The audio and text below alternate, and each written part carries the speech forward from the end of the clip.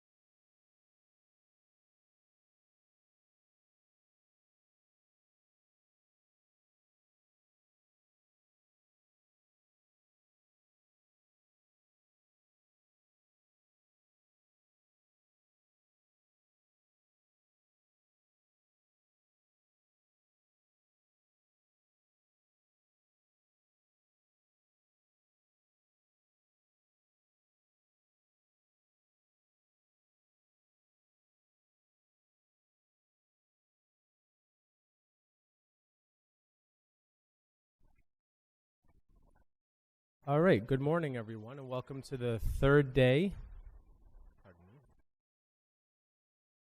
Welcome to the third day of the City Council's 26-27 budget hearings. My script says since we have everyone in place, but we don't. We have just enough people in place. So I'm going to ask the clerk to please call the roll of the Budget, Finance, and Governance Committee. Councilmember Gruber. Here. Councilmember Martin. Councilmember Smith. Here. Vice President Harris. President Melendez. Here. Thank you. And let the record show that we are joined by Councilmember Leslie Smith, and hopefully we'll be joined by more council members soon. We got a lot of really, really important stuff to talk about in this third day of budget hearings. I'd like to thank WXXI for broadcasting. We're streaming live on our social media. And today we have the library, the Department of Environmental Services. We'll take a lunch break, and then we'll do our capital improvement plan. And we'll conclude the day with our own department of the City Council and the clerk, which also includes the Police Accountability Board. Deputy Mayor, anything you want to lead off the day with? I will just say good morning, everybody. Happy day 3. I can think of no better way to start off our final day of budget hearings than to hear about all the great work that is going on at the library. Yes, and I can think of no better way to spend a beautiful day outside than on our third day of 8-hour budget hearings. But it has been a very informative couple of days. We've gotten a lot of really great information, more to come, and excited to start with the library. So Director Clasper, this is your first full year, no? Oh, yeah. I just finished my first year as the director. Can you hear me okay? Yeah, we can. Okay, good. You're actually really good at speaking into the mic, which is something that we oftentimes have problems with. So thanks thank you. Thanks for starting off that way. So tell us about, give us any introductory remarks you want to make, and please introduce your team as well. Sure. So I have a fantastic all-star team here with me today. To my right here, I have Katie Hasselwander, who is our finance director. Let me turn around to see where everyone is. All right, so behind me in the second row, we have BJ Scanlon, who is our deputy director for the community libraries. That's all the branches throughout the city.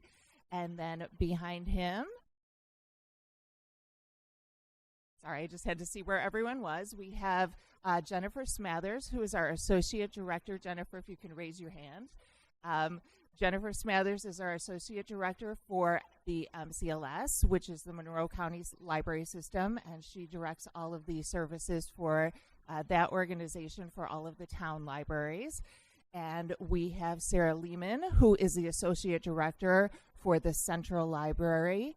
And we have Geraldine Scott, who is our HR Coordinator. So this is a fantastic all-star team who works very, very hard. This is the hardest working team in town, I'll tell you, to bring some really fantastic services to the people of Rochester and to Monroe County as well. So as an introductory remark here, I just want to start by expressing some really heartfelt thanks to everybody here for the continuing incredible support that we get from this body, as well as from the Evans administration, and honestly from everybody in this community for the work that the library does. We have the most incredible community that supports the library at every level. I know this from talking to my colleagues throughout the state and throughout the country, honestly. It's second to none, and we, even in the hardest of budget years, we get such incredible support that really allows us to bring the best possible services to our community, and we are so grateful for that, because then we can really do our best to give that back to our community the best we can. And this team here that you're seeing, we are a relatively new team. I just finished my first full year as director. Our deputy director, Scanlon, he had just finished his first year as deputy director. Sarah in the third row here has not finished her first year. She just started in the fall. Geraldine, also in the last row, just started in December. We're a very new team. We're just kind of forming everything together as a group. And we have already seen a lot of really big wins, especially in the area of scaring up a lot of additional funding from outside of our funding sources from the city, which is a luxury that we have because we are also a 501c3 organization. So we are able to get some additional grant eligibility that other places in the city are not always eligible for. We have our Friends and Foundation, and we have been able to get some support from our state delegation, from some additional grants, and some donor support that we've been very successful with getting as a team. This is a team that has always got the hustle on, I'll tell you.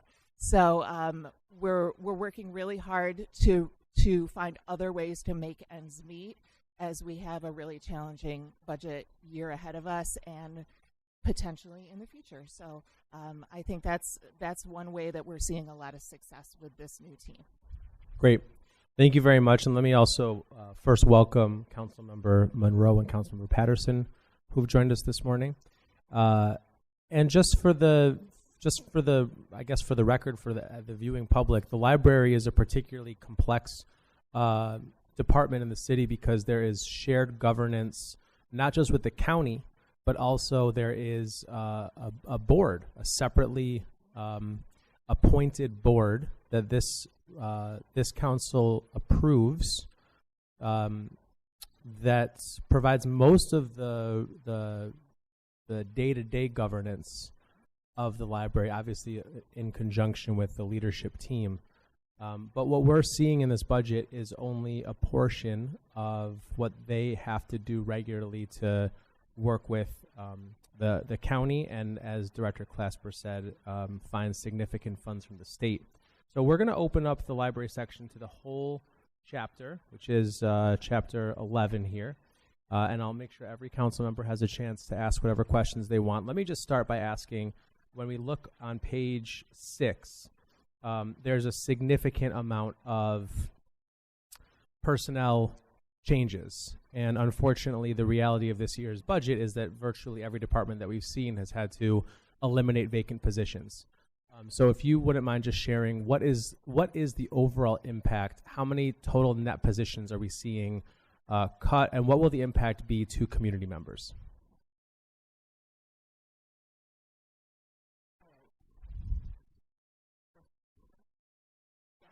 So in our central library, we are down 6 full-time positions. if you look on pages 7 and 8, it goes through some of our personnel changes, but a majority of this is because we are currently receiving ARPA funds from the county. And so those ARPA funds end at the end of the calendar year. And we were able to find some positions for folks funded through the ARPA program to land, but we were also fortunate enough to have some retirements and changes throughout the year. So we kind of took a big look at Central and tried to see what we could combine among our public services divisions. So we will be losing one senior graphic designer and one graphics manager will become one position. We are doing a comprehensive look at our communications and graphics efforts, so that will become one position. We are losing, it shows as one librarian 4 is half position. That person is currently funded through ARPA. That person will go into a librarian 2 position and oversee 2 divisions that will be merging. So those divisions previously had their own supervisor and it'll go down to 1. And then we have a retirement in the fall of a librarian 2. So we funded a quarter of the position because we know that person is retiring. We lost the supervisor of audio visual services. He retired this year, so we removed that position. And then we were able to eliminate a vacant tech services position in the tech center and create a librarian 1 position for one of the ARPA folks to go into halfway throughout the year. And then a clerk 3 full-time that is currently funded by ARPA funds will be eliminated halfway throughout the year, and we hope to find a position for that person to go to. But right now in the budget, we do not have one. And then looking on page 8, we eliminated 1 library security specialist. So the net impact is 6 full-time positions. In addition to the full-time positions, we also, like you said, did eliminate a number of vacant part-time positions. That included 3 clerk 3 typing positions, 1 clerk typist, which that position was not vacant, but we were able to hold a position vacant in the community libraries to transfer that person to. And then we eliminated the computer communications technician part-time that was funded by ARPA. That position has been vacant for some time, so there was no layoff there. And last but not least, we eliminated the mailroom clerk part-time. That is also vacated, and the duties will be absorbed by a different position. We really, because we kind of saw that there was going to be some trouble ahead, also because we knew that the ARPA funding was going to be ending, we really planned ahead with holding some positions open when they were vacant, really muddling through with substitutes and things like that, in order to have places for people to land as much as we could when the funding ended for the ARPA positions, as well as should we not have the funding to continue with some other roles, so that we would minimize the number of layoffs that we would have to realize at the end of the day. Very much appreciated to hear all that level of detail. So it sounds like the impact on existing personnel is going to be minimal. How about impact to services offered? Will there be any changes in library hours? Will there be any changes in staffing levels at existing libraries because of these changes? There will not be any changes to library hours. There may be some changes to the services in that we're looking for some efficiencies, and we are looking to combine, especially at the Central Library, we're looking to combine some divisions that were originally separate into single divisions, especially where the efforts of 2 divisions, public service divisions, were kind of complementary to one another, where we can put them together and combine the staff of those 2 divisions into one pool so that it runs more efficiently. The hope being that the impact on the public is very minimal in terms of the level of service. It's just more efficient to run for on the back end. So we don't anticipate that it would be something that would be very visible to the public, more of kind of back-end efficiencies. Okay, thank you. I'm going to go down the line. I'll start this way with Councilmember Smith and ask everyone just to take maybe 5 minutes or 2 to 3 questions each and on any section of the library budget. Councilmember Smith? Thank you. So as you know, libraries are one of the most accessible public institutions in our community.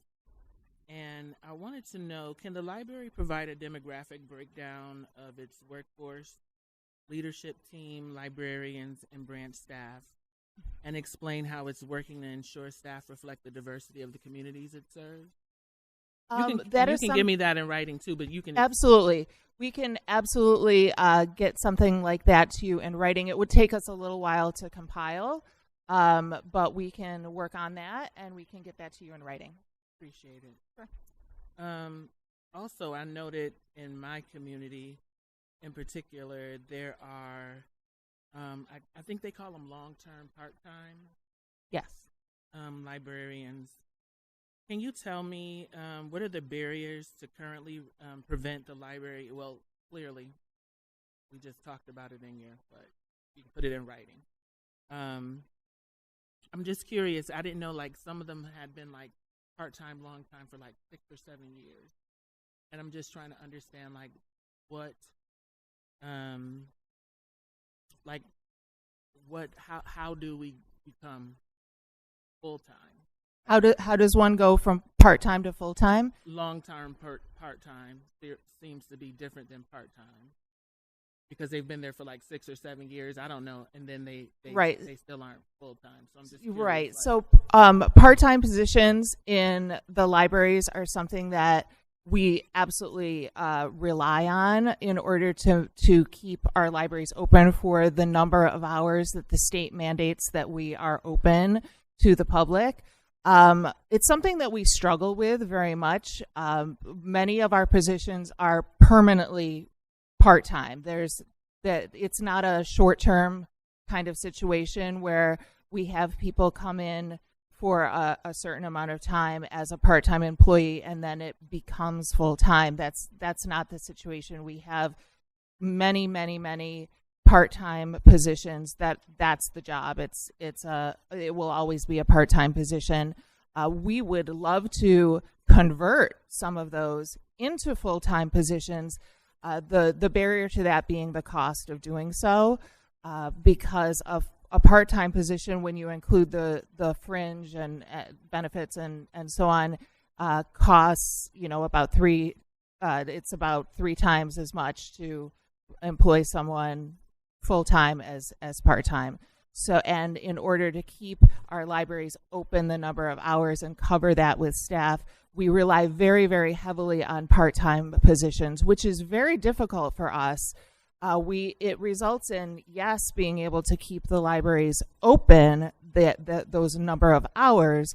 However, it is a barrier to recruitment, retention, promotion, all of those things. It also does impede some of our services because typically in most libraries, staff will have their on-desk hours when they are directly serving the public, but they have off-desk hours when they are planning programming and doing professional development and doing off-desk hours like ordering the books and doing other things that you really can't do while you're sitting at the desk helping people.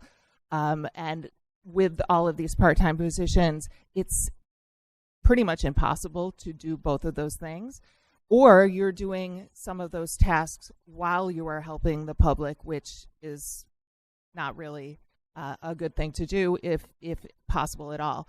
So we have a lot of issues with that. We also have a very high turnover rate with our part-time employees because we have many, many very excellent libraries in our suburbs that have more full-time positions to offer, often at higher pay rates, that we have some very wonderful employees in the Rochester Public Libraries who have now got lots of training and experience, and they get offered lots of jobs, and I can only wish them well in those opportunities. So we do have a reliance on those positions. We would love to convert some of those. The barrier to that is funding, which we, as we all know, is not always available to us.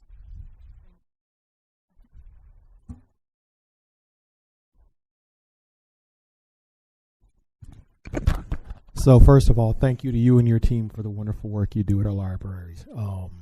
Just the outreach and the work that you guys get done. If you haven't, I would just encourage the community. If you haven't been to the Lincoln Branch Library and the Play Library, go find a kid and go sit and just go, because otherwise you look really creepy sitting back there in the Play Library without a kid. So definitely bring a kid. A kid you know. Bring.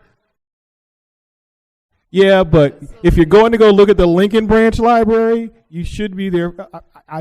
Look, the Play Library is just an amazing thing. And if you're going to sit back there and watch the kids play, you better bring a kid. Otherwise, we're all going to look at you like, what are you doing here? Why are you here? Where's security? So, yeah, we're going to question that. Yeah, absolutely.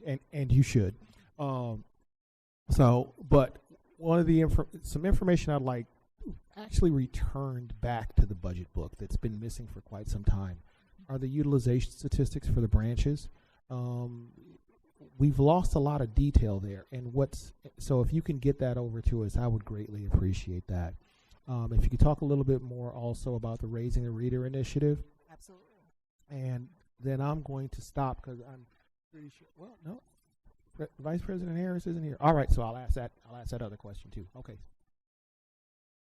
The breakdown of KPIs by branches is available on the online budget book. It's just not in the printed version. Okay, well, I was just looking. I don't know why I missed it, but I'll go back and look at it. All right. I thought I saw it somewhere. Okay, no problem. I'll go back and look at this. So there's that one, and Raising a Reader. Raising a Reader. We are so proud of Raising a Reader. It is such a wonderful program, and it is something that is nationally recognized, how we implement that here in Rochester, and it is growing this year with some new grant funds that we have found. So Raising a Reader right now is we anticipate by the end of this current fiscal year serving 763 families through 10 different sites, both through RCSD and through other different community organizations. And we are just starting to expand this through those grant funds to now expand the services into home daycares. We currently have just hired a new part-time employee. Just last week she started. There was a little bit of delay with that, with the hiring process, but now that we've got her on board, we already have 3 home daycare sites that are have already been brought on. Literally, she started last week. We have 10 more in the queue to get brought onto that. We also just signed an agreement for some training, both with our staff and with additional home daycare sites to do some training on how to implement Raising a Reader strategies, going along with the Every Child Ready to Read curriculum to bring additional daycares on board, I believe, in the next few months.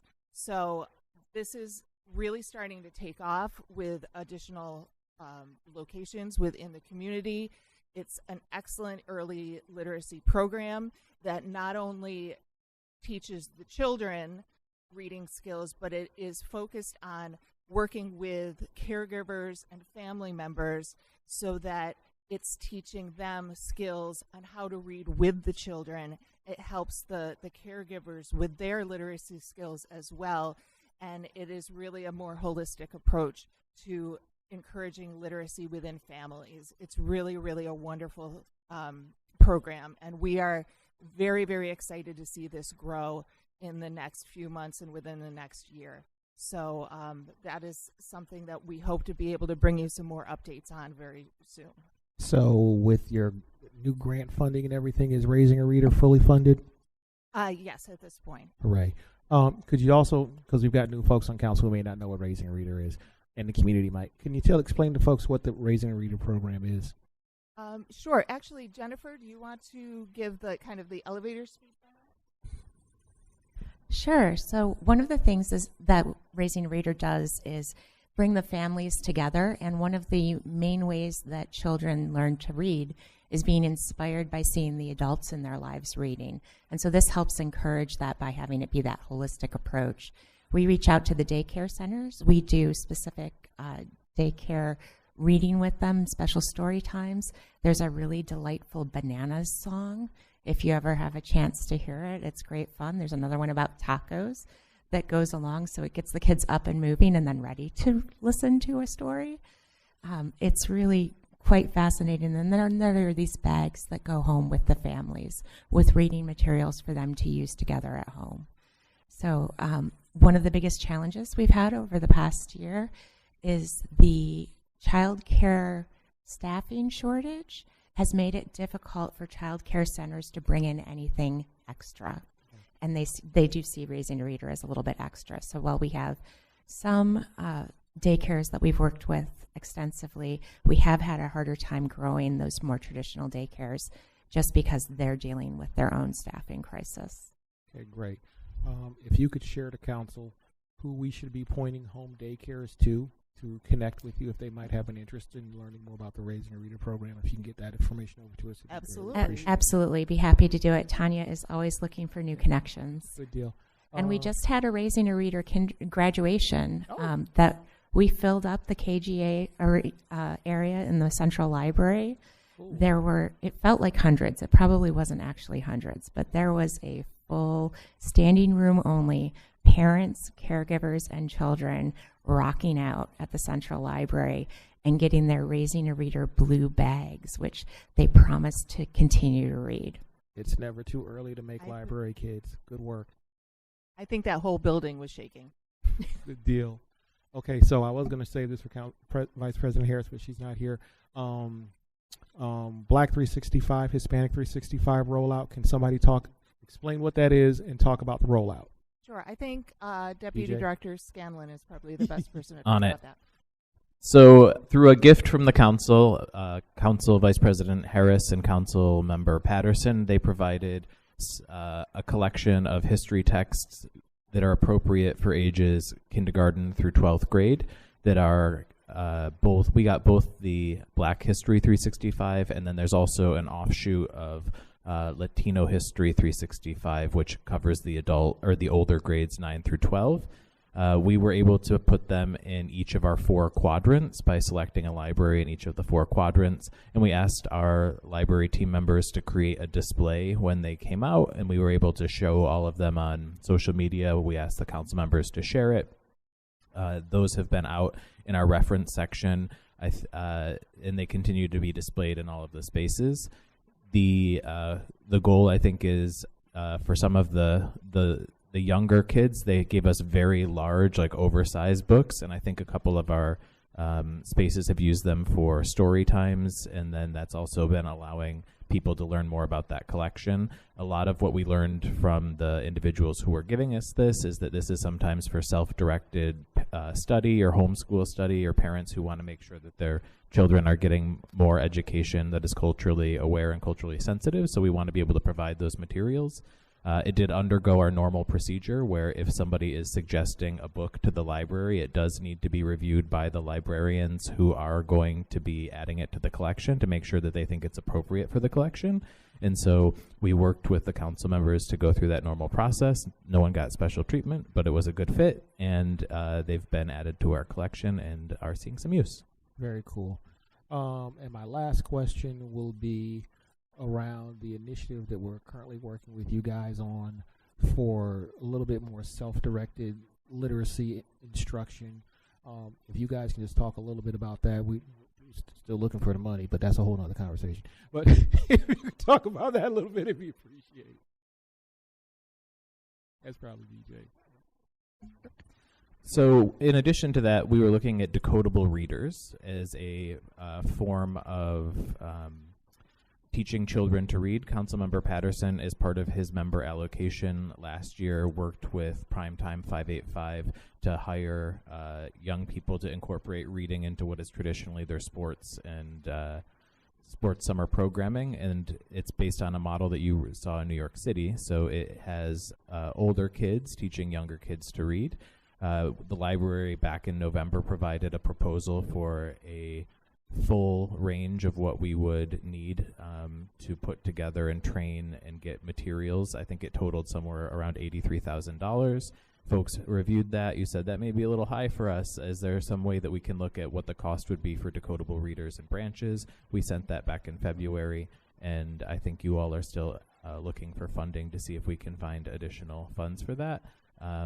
This is part of it would be taking actual books, grouping them together based on the subject matter or the words or the sounds that people are using, grouping them in a bag and having them kind of like hung up with is a kit style that you would take out.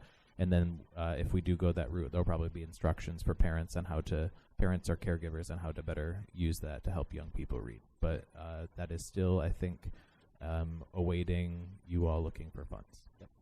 That's good. I'm good. Thank you. Councilor Monroe.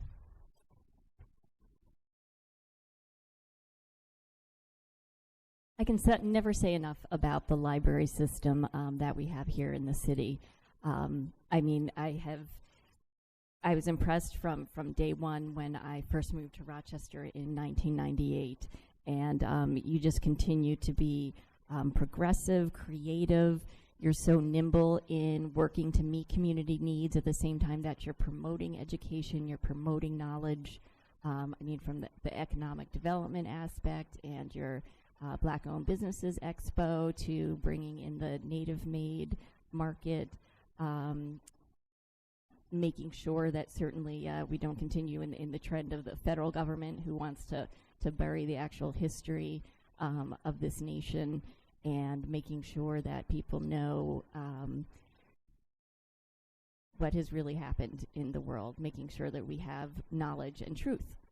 Because there is truth. There isn't alternative truths. There's true and false. So one of the things that Councilmember Patterson mentioned were the KPIs for the branch libraries, and while I hear that it is online version, I think it would be helpful to have it in the written version as well. I just feel like it might make it a little bit more accessible. I know it can be difficult to manage the written and the computer at the same time, and I just think it's a nice overview of the kind of circulation that you have.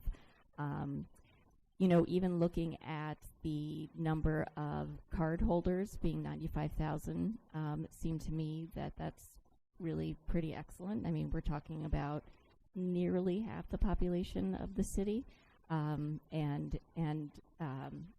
I would be interested to see how that compares to some of our neighbors here to the east and the west, Buffalo and Syracuse. The new enterprise system that you're going to be working on, what are you looking for in that, and what kind of additional functionality are you hoping to get from that?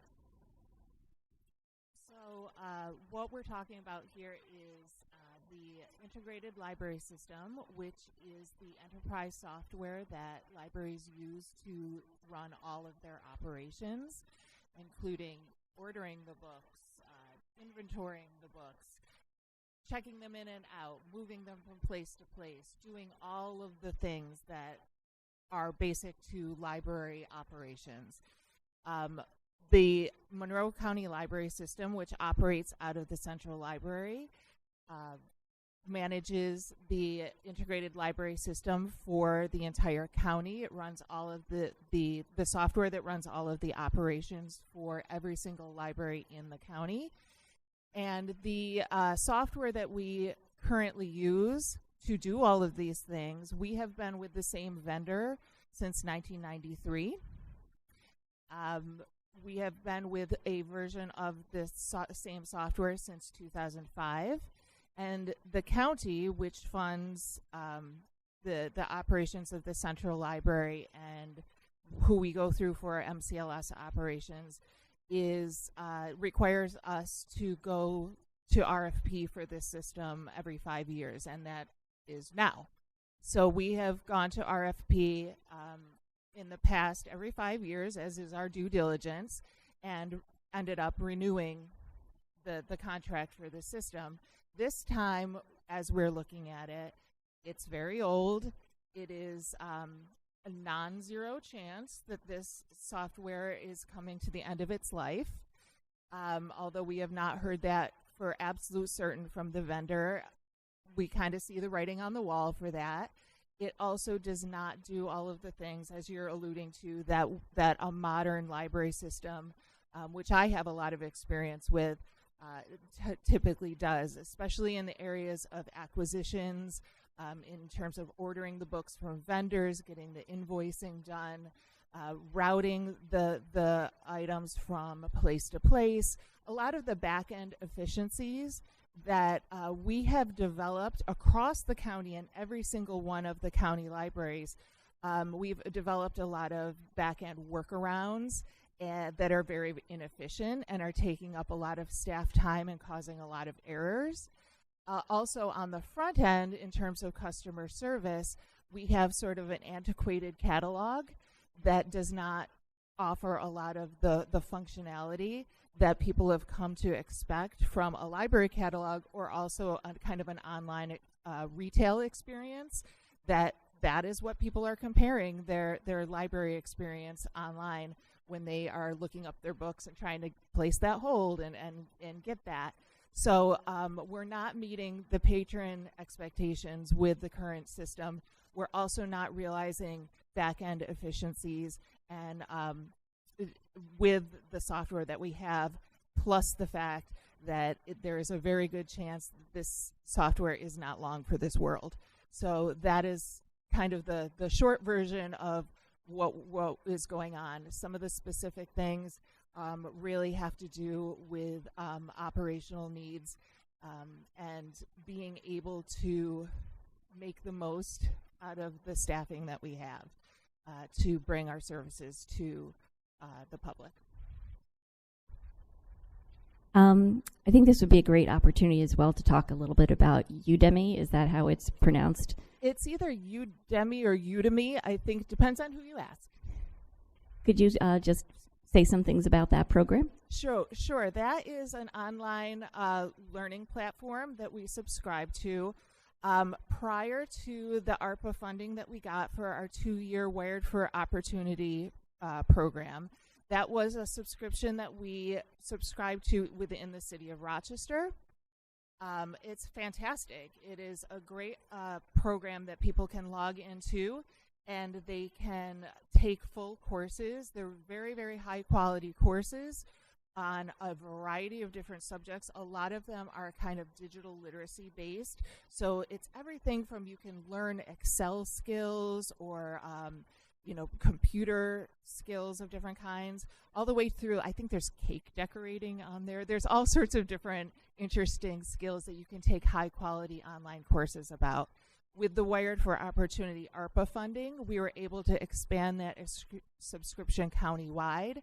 Now with the end of that 2-year program, we are going to be returning that down to a city-only subscription.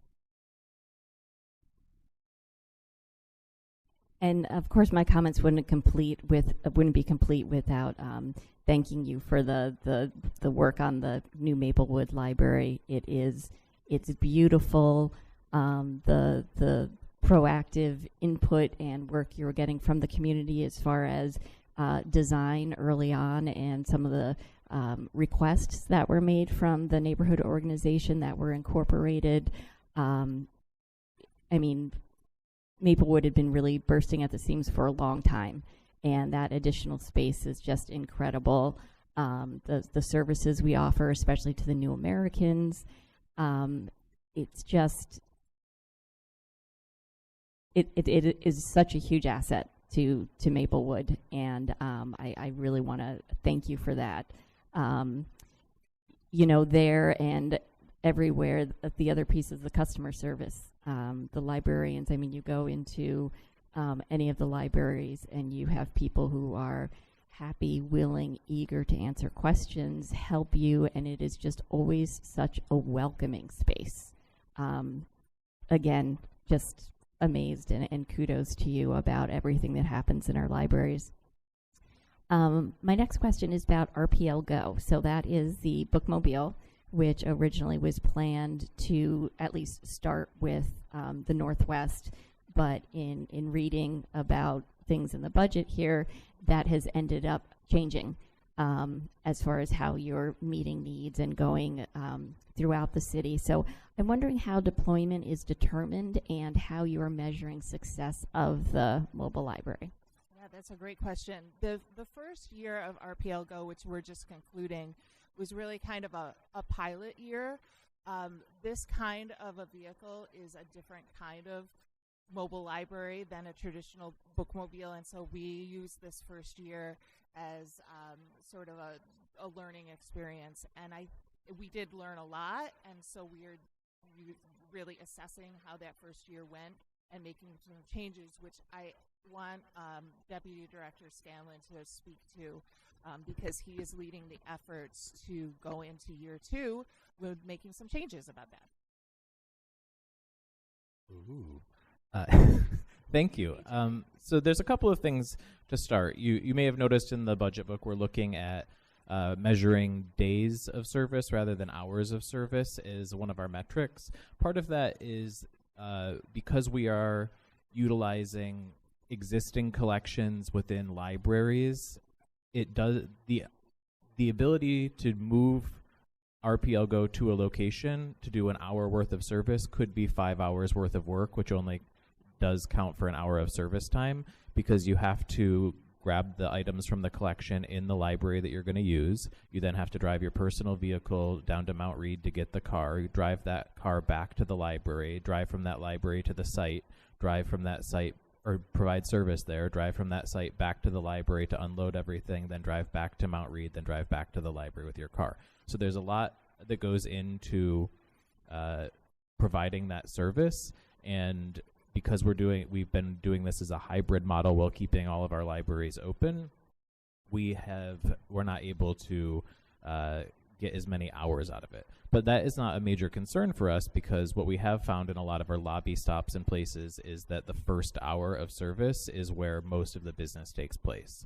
People know about the service, they come when it's open, they're not necessarily in need of multiple hours of service in that location. They need to know when the day and the time is that's happening. So our initial thought and I would also remind everyone that the team that created the plan, none of them are still in place. So it's an entirely there's a new branch manager, a new area coordinator for branch administration, a new deputy director for branch administration, and then a new library director. So we inherited a plan that was meant to be operationalized, and how it was being operationalized was not meeting the initial needs of the community. We tried shutting down the Lyle branch to very limited service 2 days a week, which would have been just in the meeting room, and we had found that there were becoming agitated situations where our patrons or library users would come in and they would want to be able to get a book. They'd want to do something that they could do in the library, but with only the limited use, it was then putting a lot of strain on the library staff to not provide a service that people could actually see in the other room. So that was not giving us the customer service and satisfaction that we thought was appropriate. So we did not end up closing down the library in that current plan, which meant that we needed to redecide staffing deployment while continuing to maintain the library open at a reduced hours.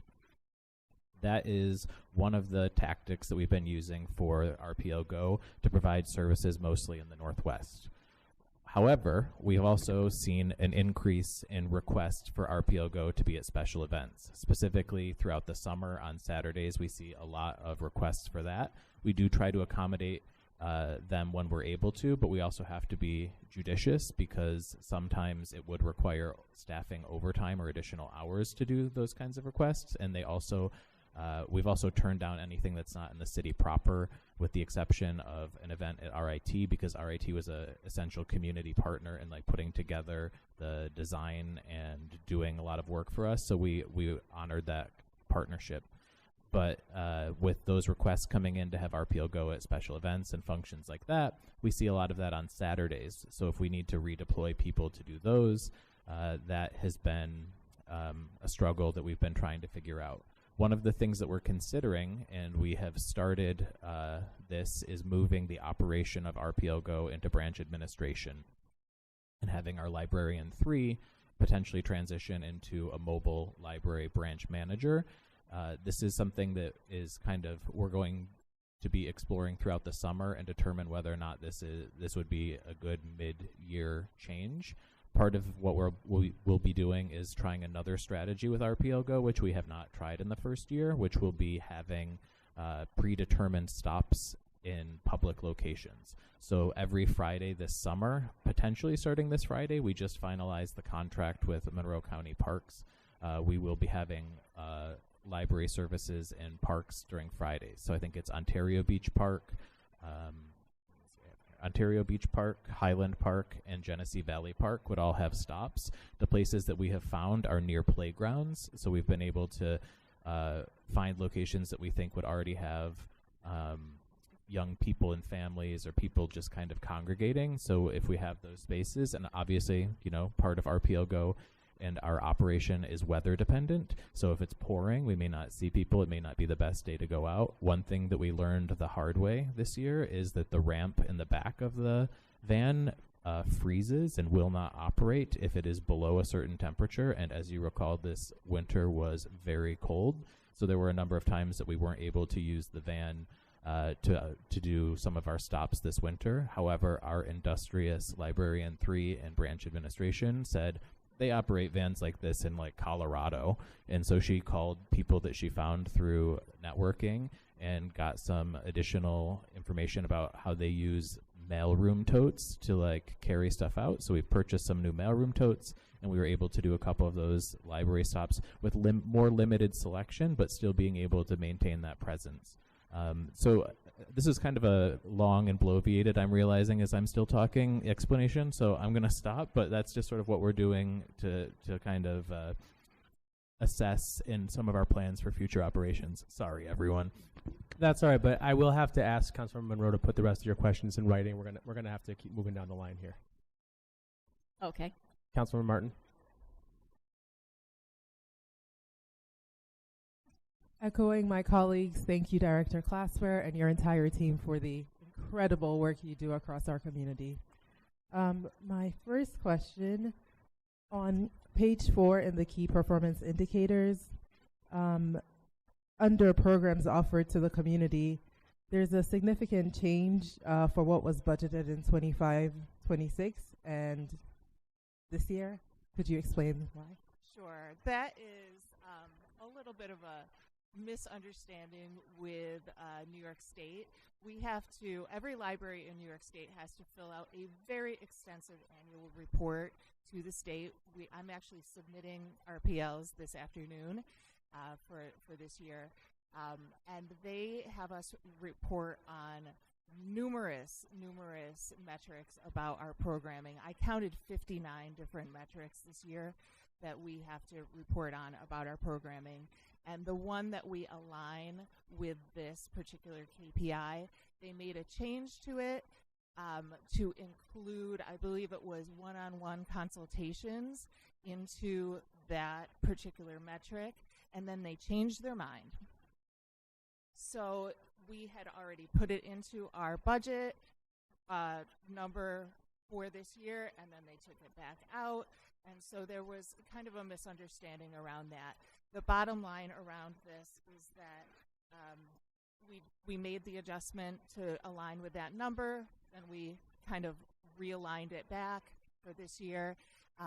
But we're more or less really not only holding steady, but actually going up in the number of programs that we're offering. That's helpful. Thank you. And on page 5 with outreach visits for vulnerable populations, can you describe what that key performance indicator means? Sure. That's, again, a thing that is defined by New York State. New York State defines 9 different outreach populations, special service populations that their library systems, the Monroe County Library System, among the other 23 public library systems of the state, have to, by statute, provide special services to, and we receive funding to the Monroe County Library System to do so. And those include incarcerated individuals, homebound individuals, folks with different disabilities. There's a list. And so we have an outreach department in the Central Library that provides special services to people in those different categories that are defined by the state. And this is reflecting those visits. That's helpful. Thank you. And in writing, could you expand on it? Thank you. And finally, you talked a bit about the creative work and planning you did anticipating issues with the budget in the future. So I really appreciate how thoughtful you've been about that. Were there any layoffs, or are there going to be any layoffs as a result, however? Yes, there were some minimal. Yep. So in the Central Library had this impact, and I want to reiterate that is a result of flat county funding, since the Central Library is funded majority by the county. So we had a layoff of the technical services specialist, or I'm sorry, security specialist, and the graphics manager. Correct. Yes, I heard that flat county funding, not the mayor. Again, thank you so much for all the work you all do. Yes, thank you. Just want to ask about the MiFi program. I saw that there was a change and reduction. Can you talk about what that's going to look like moving forward? Sure. So the MiFi program that we have, hugely successful, I must say. This is a program that has been going on for many years, kind of through different funding sources that we have found each year, some of which has come from the council. This year, this has been funded through our ARPA dollars that we got through the county. And our current program has 2,000 units that are in circulation. At any given time, we have a waiting list of approximately 1,000 people. So this is really exposed a huge need for these units. So this is a very, very successful program. We have funding for this because it's the ARPA dollars. We have funding for this program through the end of December. So these 2,000 units are funded until December 31st. After that, for the rest of this upcoming fiscal year, we have found money partially through the city, partially through a trust fund that we are using to fund 1,000 through July. We'll have $130,000, and it'll be roughly between like 500 and 750. Oh, well, the fun part about this is like the more units that we have, we tend to get a higher discount from T-Mobile, so we will have to renegotiate. Yep, we can get the. On the MiFi thing is that ARPA funding ended. We have funds to fund it through December, and then we will find other funds to fund it through the rest of July. We can give you details on the number that we have, how many it will be, et cetera, et cetera. We can put that in writing. Guess that. But the bottom line is ARPA funding left away. Like this program, we continue to make it happen going through December, and then we're finding another funding source to make funds for the rest of July. We want to know the exact numbers of how many are going to be out. Great. All right. One of the KPIs was around notary public services. Do we have those services in every library? We do not. We have notary services in the Central Library and a number of the branches, not at all hours. We recommend that people call or check our website for the availability of those services. Got it. Okay. And then the last question for me pertains to security. Yes. So I see there's a couple funded positions in here, and I've visited Central and a couple other places, and I know security is on site. Are there additional security needs that are unmet? So Not all of our branches have security guards. We have some that have, let's see. We have 2 full-time security guards, one at Arnett, one at Lincoln, 5 part-time security guards, and then 3 branches without security guards. Great, thank you. And then at Central, we have, what is our number right now?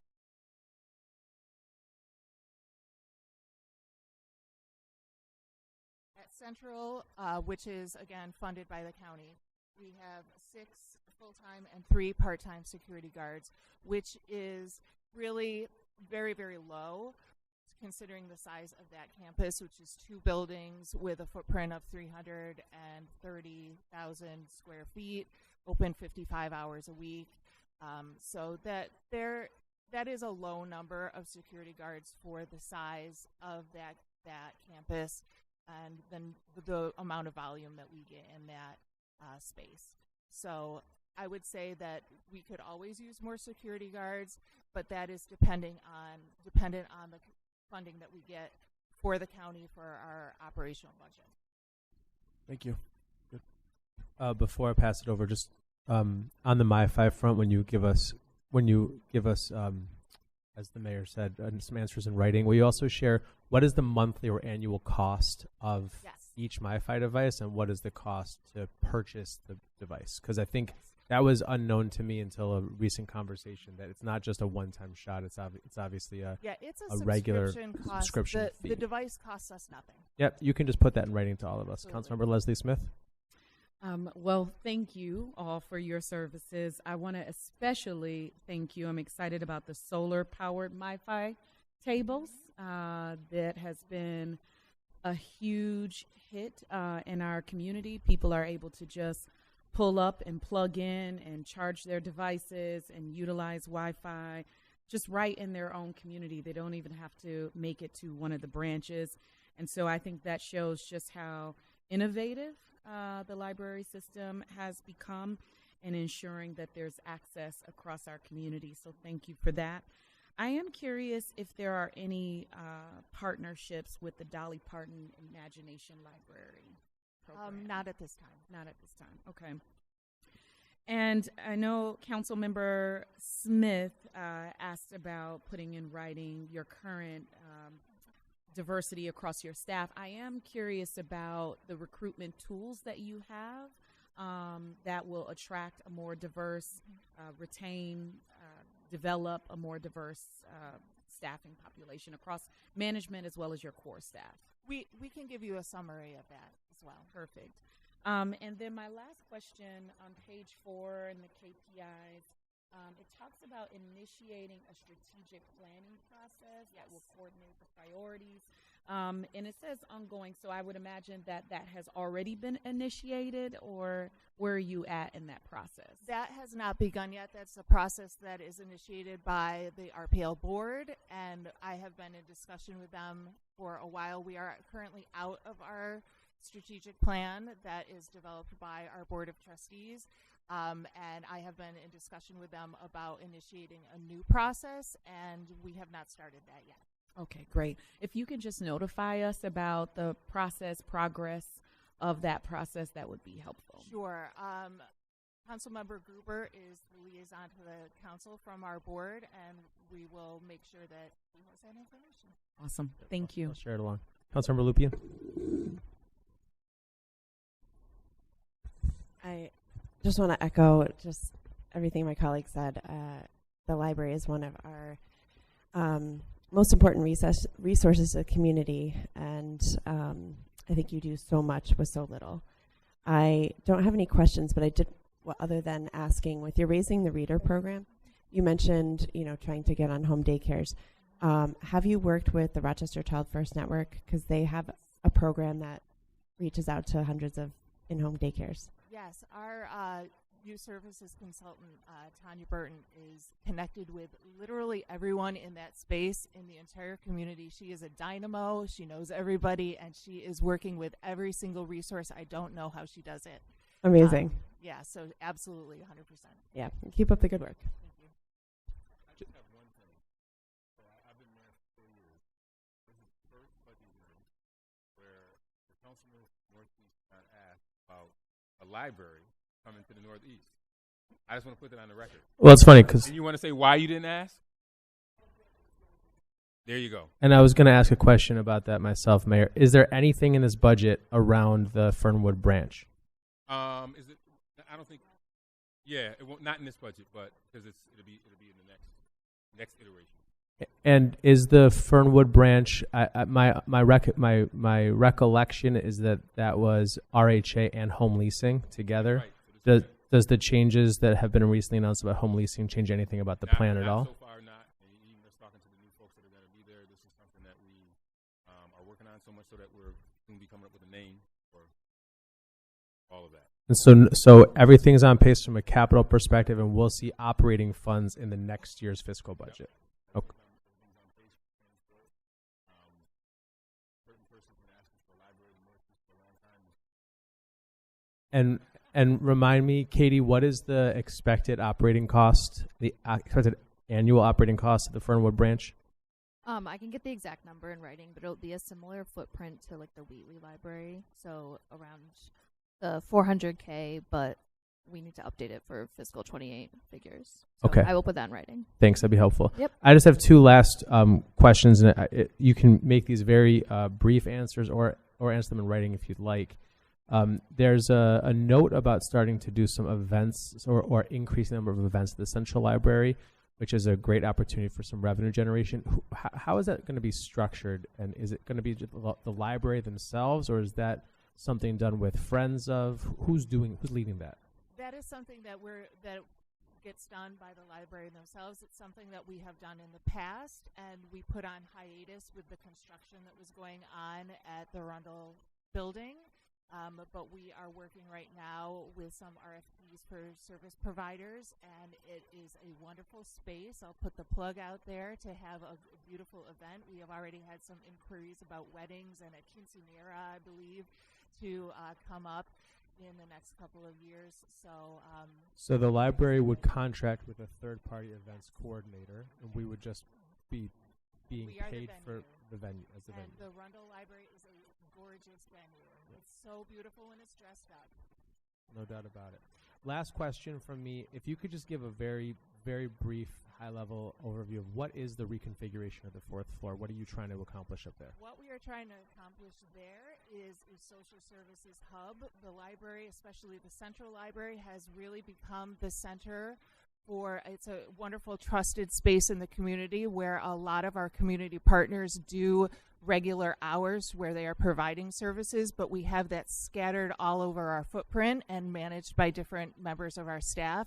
We are looking to rearrange some of our services to find some efficiencies with running different library services, and that will make some space where we can consolidate those community services in one space and make kind of a one-stop shop where all of our community service partners can see clients and kind of work together, which is something that we have received feedback on from them about seeing clients who may have needs that correspond with these different partners in one spot, coordinated by library staff more efficiently, and so that we can get the information out and even maybe attract more partners and even maybe some revenue sources from that. And this is the fourth floor of Rundle or Bausch and Lomb? The Bausch and Lomb building. And is there going to be any major any financial needs to make this happen? We are not sure yet. We're in the assessment process for that,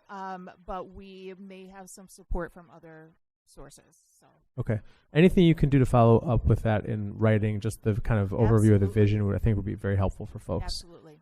And I know if there are other questions, we will make sure to get them to you in writing, but we unfortunately do need to stop now. So thank you very much for your time. Thanks for all that you and your team do.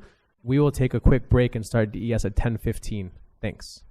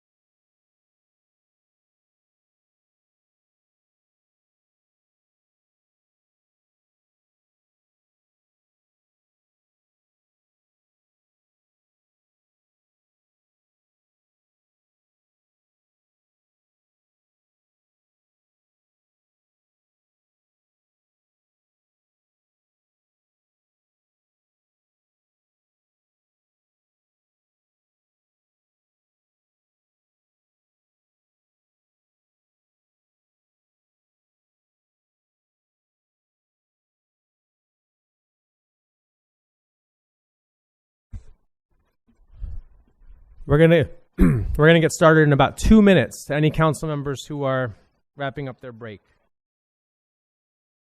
lots to cover in DES.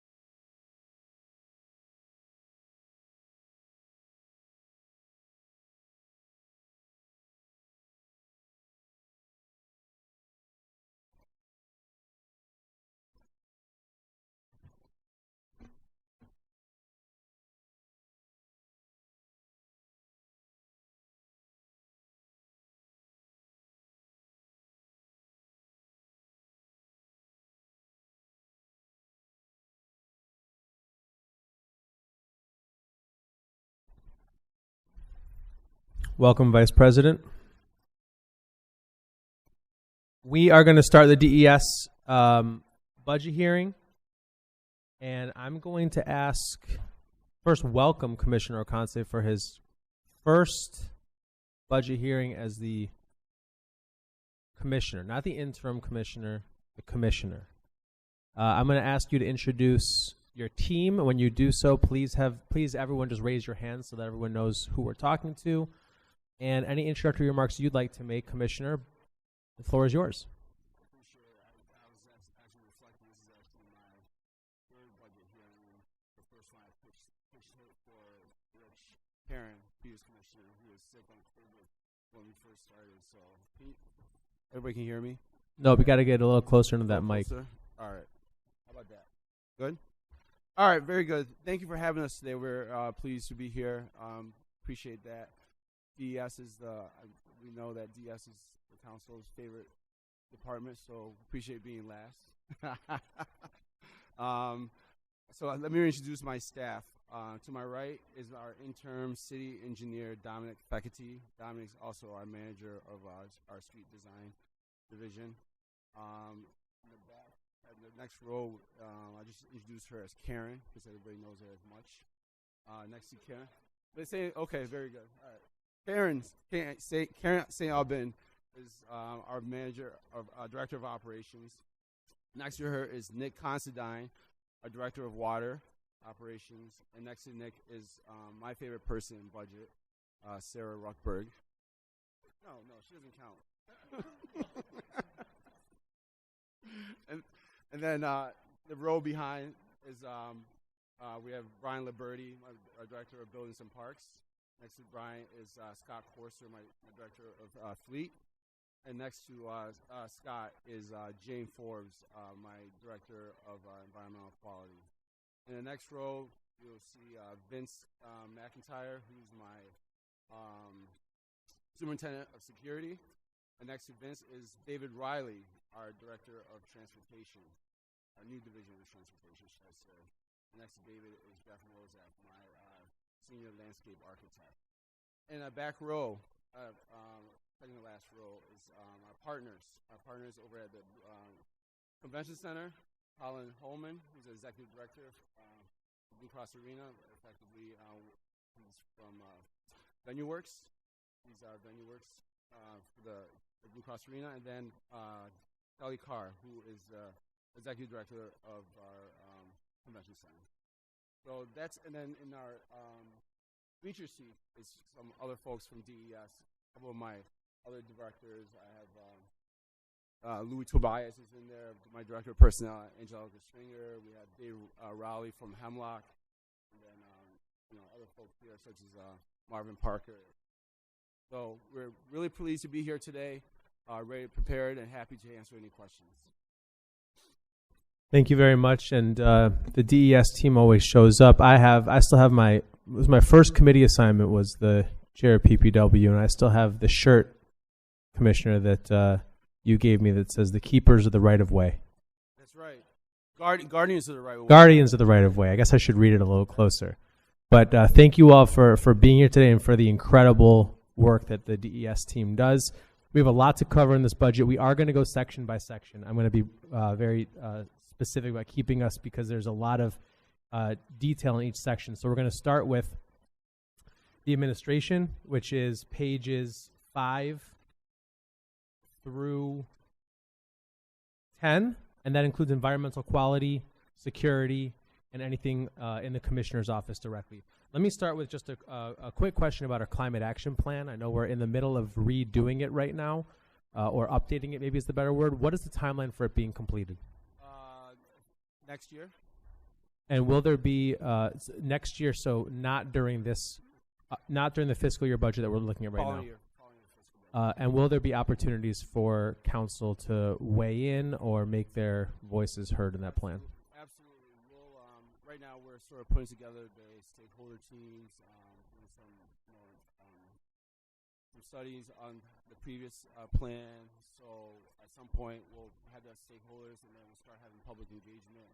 And then certainly council will be invited to those public engagement sessions. But at some point, also we'll have council. We'll come to council, maybe do a potential work session with you also on what we're looking at. Yeah. Right now, it's really trying to get our teeth into it.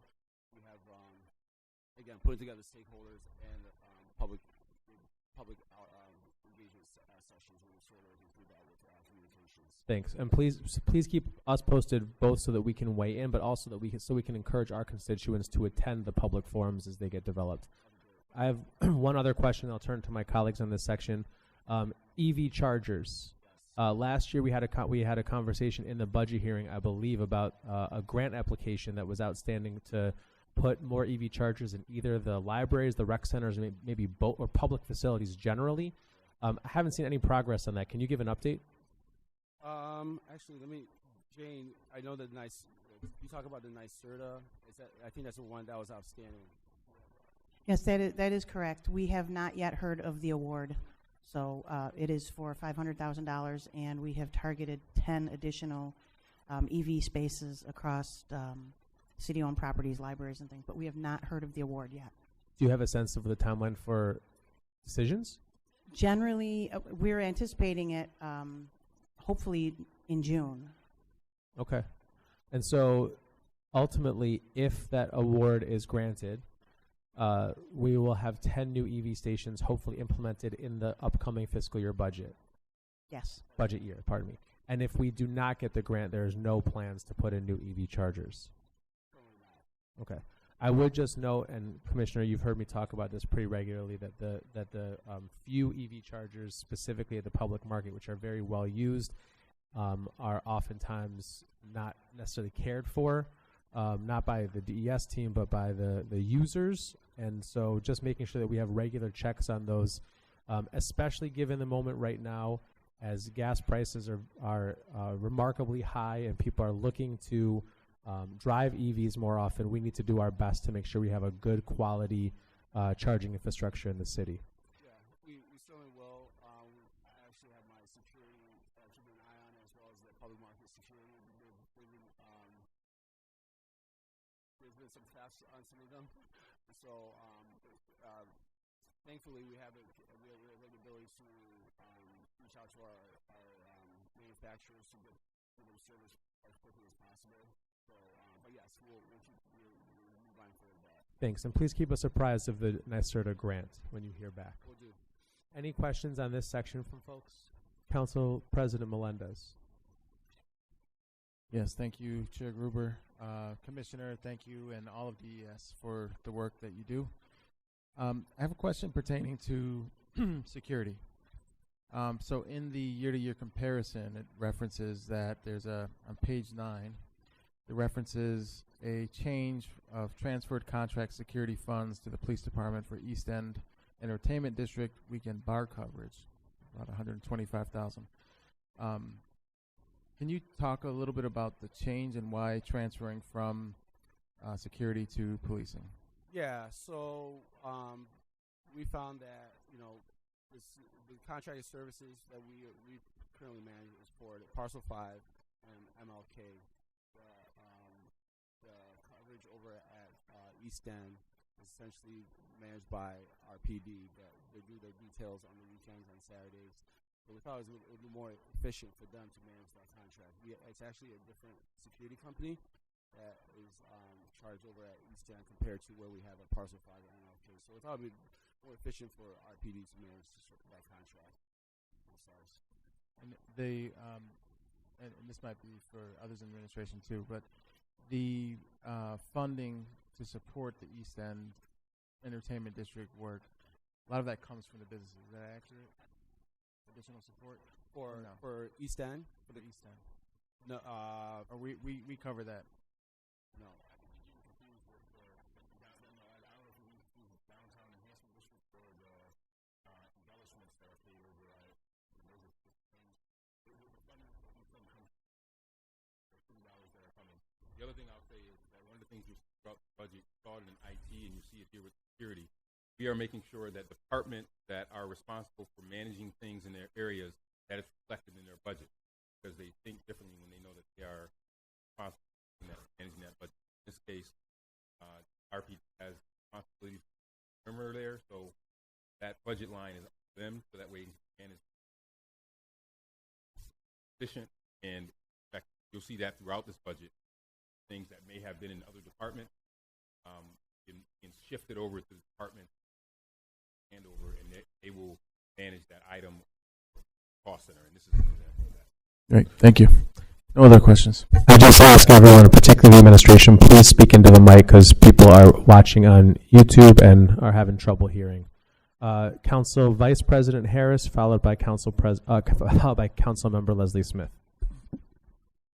Thank you, Chair Gruber. I'd like to say thank you to you, Commissioner Kabute, for all the work that you and your staff has done over the years, and particularly this year. You've had challenging year with a bunch of things, but you were able to overcome. Thank you. And I appreciate it.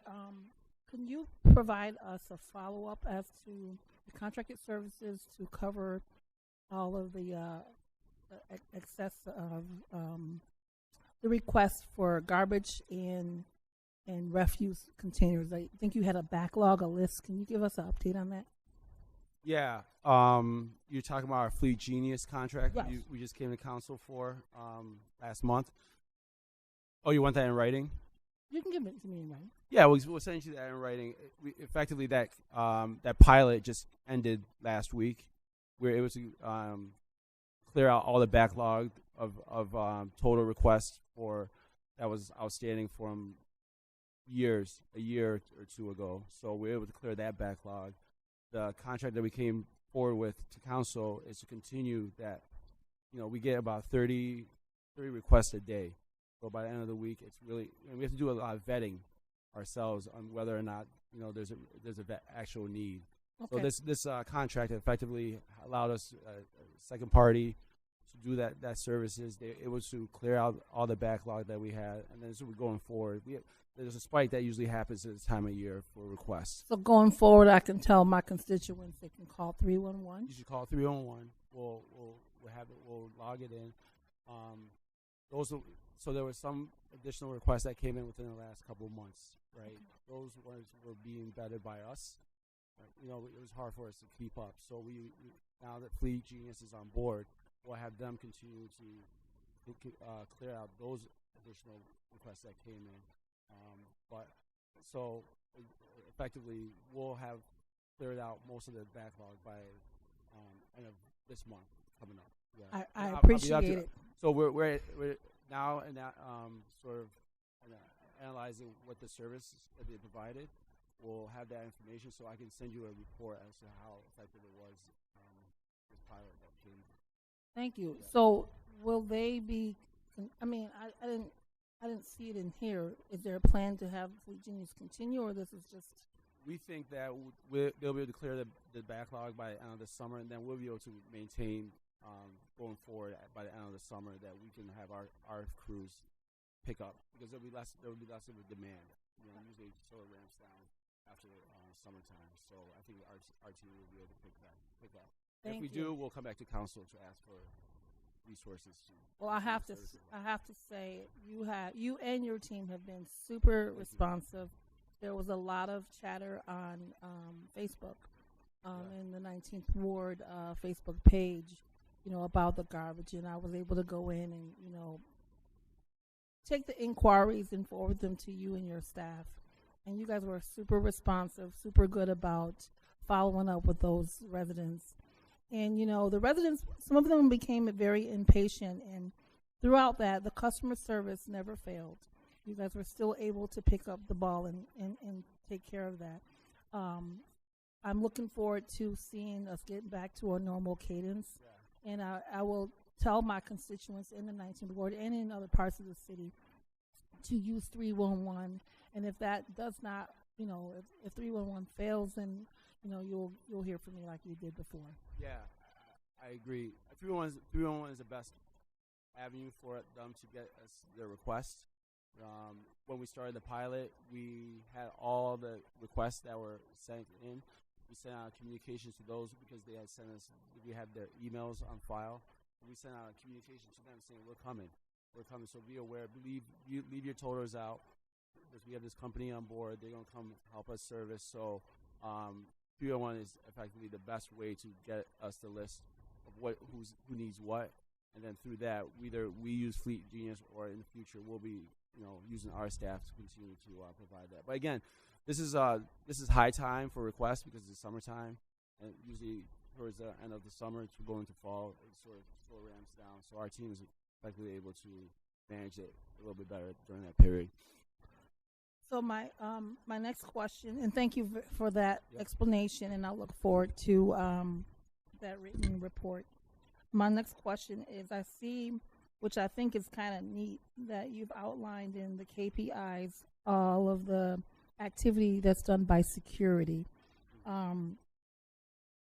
I recognize that we're in different times, and security has been elevated to, you know, security is no longer the flashlight cop or the flashlight personnel. Security is big business. It's not just business, but big deal. You know, security is responsible for protecting us, all of us here, in a support to law enforcement. So what I love is that you have here active killer training sessions. Can you talk a little bit about that? Yeah, I actually let Superintendent of Security Vince talk a little bit about that. That's a very important KPI. I'll just say this: our security officers are first line of defense for the city. They often are first on site to incidents. They're first to identify when there's an incident happening. They're first to, you know, we don't want them to engage. We want them to assess. And you know, our partnership with RPD is we have walkie-talkies and ability to communicate with each other. And then RPD is really our partners to help us engage. But you know, oftentimes RPDs, when they're not available, our security team will get to the site of incidences beforehand. So there's an 8-hour training course that all security officers have to go through each year. I want to make sure that, and that as part of that training course, they're taught about how to de-escalate situations. So I have Superintendent talk a little bit about. Yes. Good morning. Good morning. That's the voice, right? Good morning. Yes. The what we call it now, Council Vice President, is called addressing persons of deadly aggressive behavior. We've changed it from the active shooter terminology, and we work closely with the Rochester Police Department Training Division on putting this curriculum together. And this training is ongoing, actually monthly, because I do the training for the new employees that come on to the city. That's every new employee orientation, as well as the rec centers. I conduct training at the rec centers and the library. So the training is ongoing to all employees, offered to all employees here in the city of Rochester, and it's very good training, and that training is updated through the state of New York. It's approved training course that I have a school through the Rochester Police Department, so it's very important to our city employees. I see in the budget that you went from 110, which was in 2024, 25. You show that now you're back to 70. Is there a reason? This is on page 8. Can you explain to me why you went from 60 in 2025, 26 to 70? Is there a fluctuation? Is there Yeah, the 70 was just for the security department. Okay. This is the training within the department. The reason our numbers went a little bit lower just because of the decrease in staffing. So that number is just directed towards the security department. The numbers don't reflect the persons of deadly aggressive behavior training that I've done citywide. Okay, that's great. That's really great news. I am very thankful that we have our security here and men and women who are very professional, and we appreciate their support and their efforts. And also, there have been a few cases where, I thought was like, okay, what's going to happen next? And you guys were able to de-escalate the situation. And I think that the de-escalation training is, many people don't realize it's very useful, and it helps on both sides. Many of us may think, okay, just take them to jail or get them out, kick them out, but the de-escalation allows for somewhat of a compromise, and I appreciate that. Thank you. So my other question, my final question, because I know I have my colleagues here, I don't want to hog the questions here. Commissioner Kabute, workforce development is something that I worked on with the mayor's office and their team with the unit, the workforce development unit, mobile unit that we put together and put out with ARPA funding. I see that you here on page 8 you have workforce development KPIs with training brownfields and participating. Can you talk to us about that and how this budget reflects these opportunities for our residents in the city? Yes, thank you for that question. So as council knows, we no longer have the ReJob program. It's been transitioned over to the BEST program, Brownfield Environmental Service Training Program. We have right now we're in the second cohort of that program.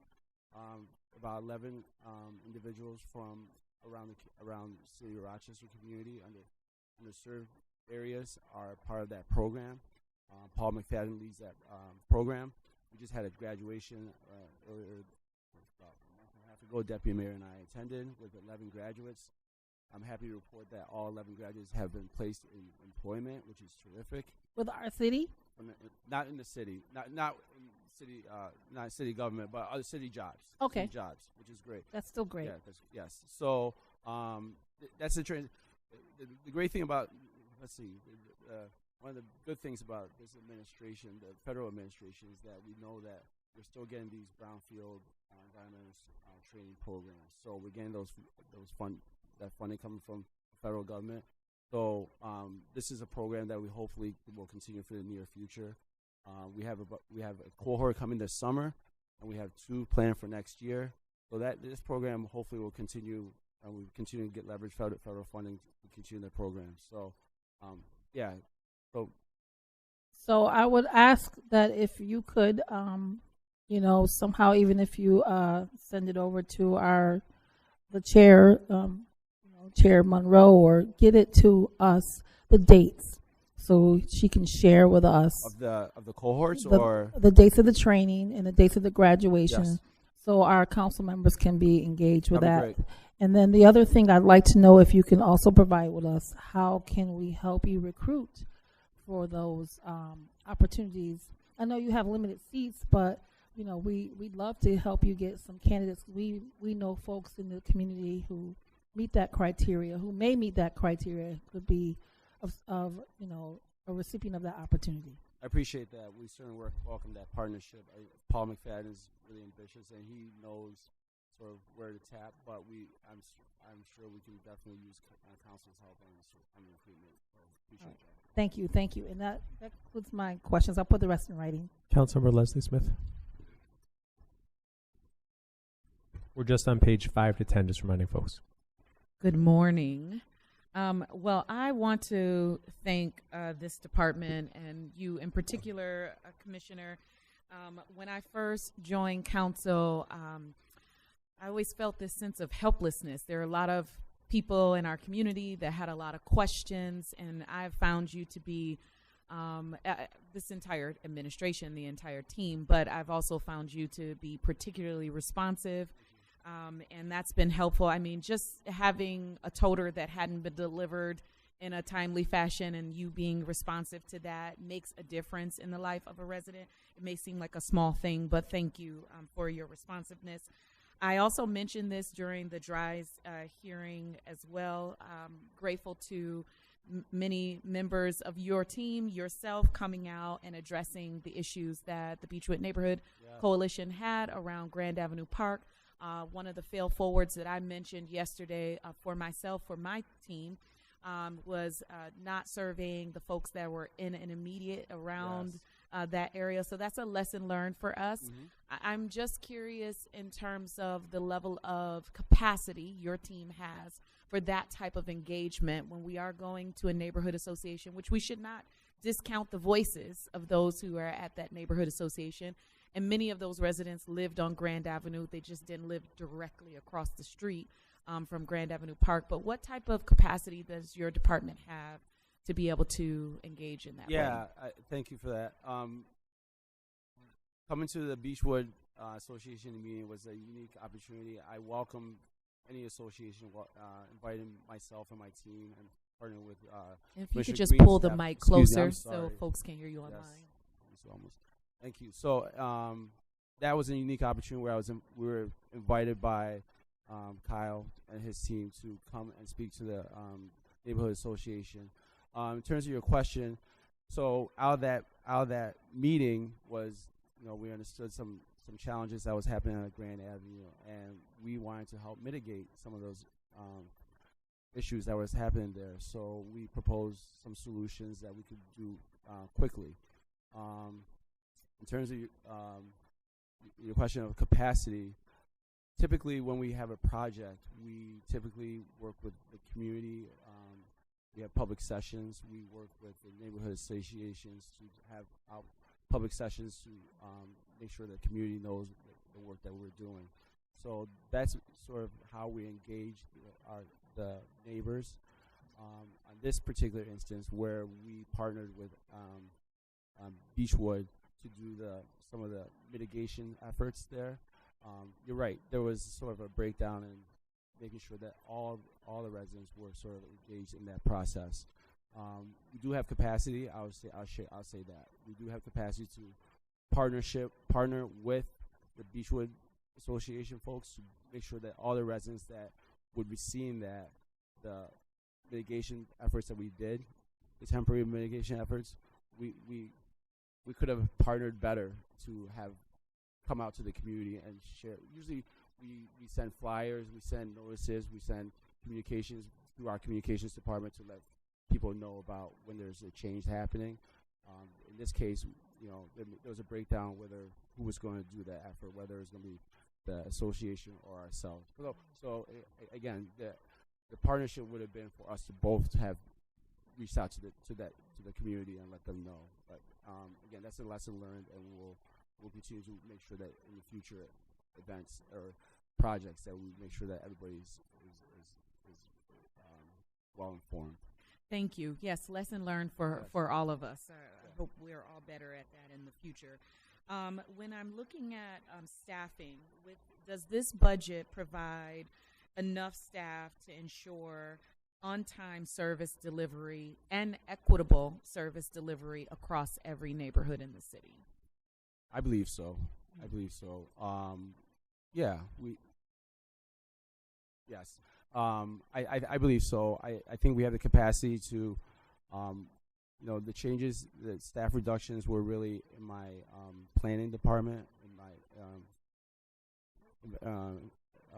engineering department, my service departments, operations. There was no reductions there. So what you see here in this budget is not any reduction in staff in that level. So our services will continue to the level that we've been accustomed to.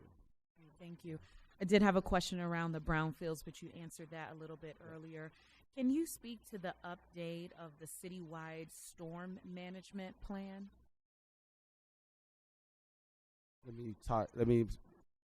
David, is that Jane? If I could, can you be a little bit more specific about what you're asking about? Yeah, sure. When I'm looking on page 7 of the budget, KPIs 1, there is an effort to update the citywide storm management plan to align. Stormwater. Mm-hmm. And so we know that sometimes we have within our sewer system issues that causes backup into the homes of residents during heavy storms. What is the plan to help mitigate that and to update the system? Well, Monroe County maintains the storm sewer system, so the city partners with them as far as our stormwater management. We're on the coalition with the rest of the towns and counties throughout towns throughout Monroe County. As far as addressing overflow and things like that, it's a Monroe County.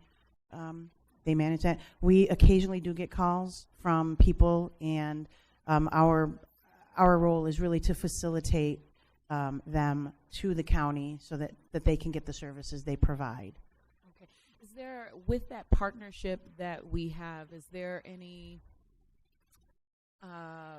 pressure that we can apply to the county to ensure that our city residents are not put in a position where they have to now come out of pocket to help drain their home and all these different things? What does that partnership look like other than just saying call the county? It's actually a very good partnership, and they are very I have found in my experience they've been very responsive. The county, much like I think a lot of infrastructure, they're responsible for those assets that are within the road and the right-of-ways. Homeowners are typically responsible for issues from their house to where their lateral connects to. But I have known Monroe County to actually help, roto-root out even things that are outside of their purview. So as far as exerting any kind of pressure, I'm not sure that it warrants something like that. I will say that our operations team does everything that you need. If there is a storm that happens, there's teams out there. Mm-hmm. Also, we're first and foremost at the sites around. If we get calls from 311 or 911, we'll attend to some of our own infrastructure first. Right? So there is that partnership. We work very close with county DES. So I know that they're responsible for all around the whole county, but we do have folks, people on our operations staff that do attend to. If there's a big storm, that will be out there putting out some of the sewers and drains. Okay, thank you. And then just lastly on page 8, I want to talk a little bit about the vacant property checks. Can you just talk to me a little bit about some of the changes? There's some NAs here, and then we've gone from 1,600 to 2,000. What does that process looks like? What is the team doing when they're going out doing the property checks, and what does that ultimately result in? I'll have Vince talk briefly about what they do, and then I'll speak a little bit on it. Yes, we have partnered with the Neighborhood Business Development team, and we have city security teams that are dedicated to going out checking vacant properties right now. We get a list weekly from the team, and I have dedicated security officers. What we do is a 3-point check on vacant properties, and we report that back electronically to Neighborhood Business Development, and they send the inspectors out to conduct the inspection. So that's been going very, very well this year. Okay, great. I'm glad to see that there's a partnership there. Thank you. Councilmember Smith, we'll move over to A&E after that. Just for this section, I know that Councilmember Gruber talked about you guys adding 10 new additional EV sites. If you could give us a list of where those sites that will be helpful. I know specifically in the 14621 area, constituents have talked about the lack of, accessible sites for electric vehicles. I'm assuming that's what those are, right? And so if we could just get a list of those, that would be helpful. Yeah, we can share that with council. Once we hear about the funding, I'll be happy to share that. Councilmember Monroe and Martin each have questions on this section too. Go ahead, Councilmember Monroe.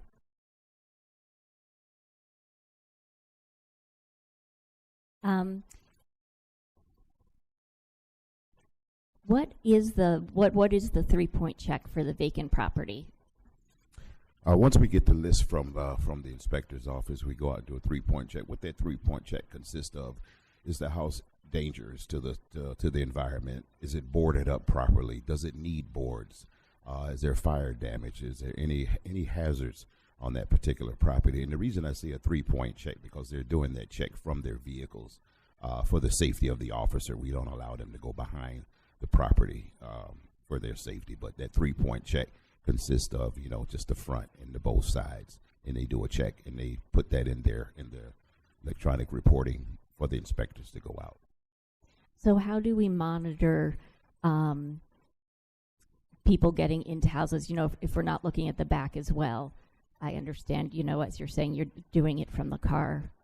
Once it seems that it's there's an issue with the house, the inspectors have the ability to go behind the property.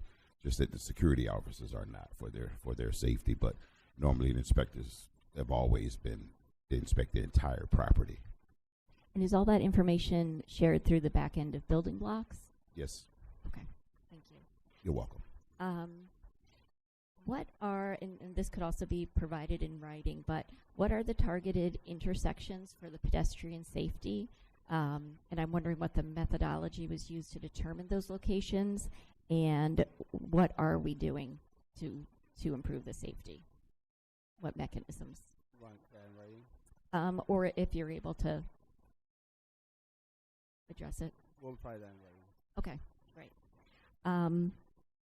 So there has been some surprise about the trees that have been removed for the Seneca Avenue reconstruction, and just how bare that area is now. So, obviously it had to have been in those original plans, but could you suggest a plan or a method by which council can be made aware of that kind of, level of tree removals, reasons why? I'm sure that there were reviews of the trees as well as whether or not they're diseased, et cetera. But, it's such an extreme change on Seneca Avenue. And I know that our forest canopy is very important to us. We can certainly look at ways to engage council and make you informed of that during the design process. I will say that we're weighing improvements for cyclists in the area, so we are installing two-way cycle track. Similarly, we had to do something on East Main Street, but we are replanting, I believe, almost every tree that we are removing on that project. So agree, it's a shock. It'll take some time for regrowth, but overall it's going to be safer for all users. Do you know offhand what the number of trees removed are? I believe it's in the 20s, but I will have to get you that exact number. Okay, yeah. And which side of the street is the cycle track going on? The cycle track will be installed on both sides of the street, so one way at each direction on each side of the street. Okay. Yeah, any additional information about that, and even as a reminder what that width increase is from, what it was. And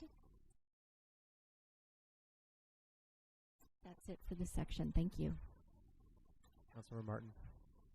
Good morning, Commissioner. Good morning. Thank you and your team for all the great work you do. First question on page 9, in the year-to-year comparison, decreased security wearing apparel based on projected need. What does that mean? It's just the gear. We do have an inventory of gear that they have already. So without this is a budget efficiency. Gotcha. And there's been an interest in security, considering wearing more protective gear. Can you provide an update? I know it came up in the last budget. A year later, have you done any research about the possibility of more? Yeah, I'll let Superintendent speak a little bit about the research. I just want to emphasize that our security is really there for not to engage. We don't want them to engage. They're there as a first line of defense to assess and de-escalate.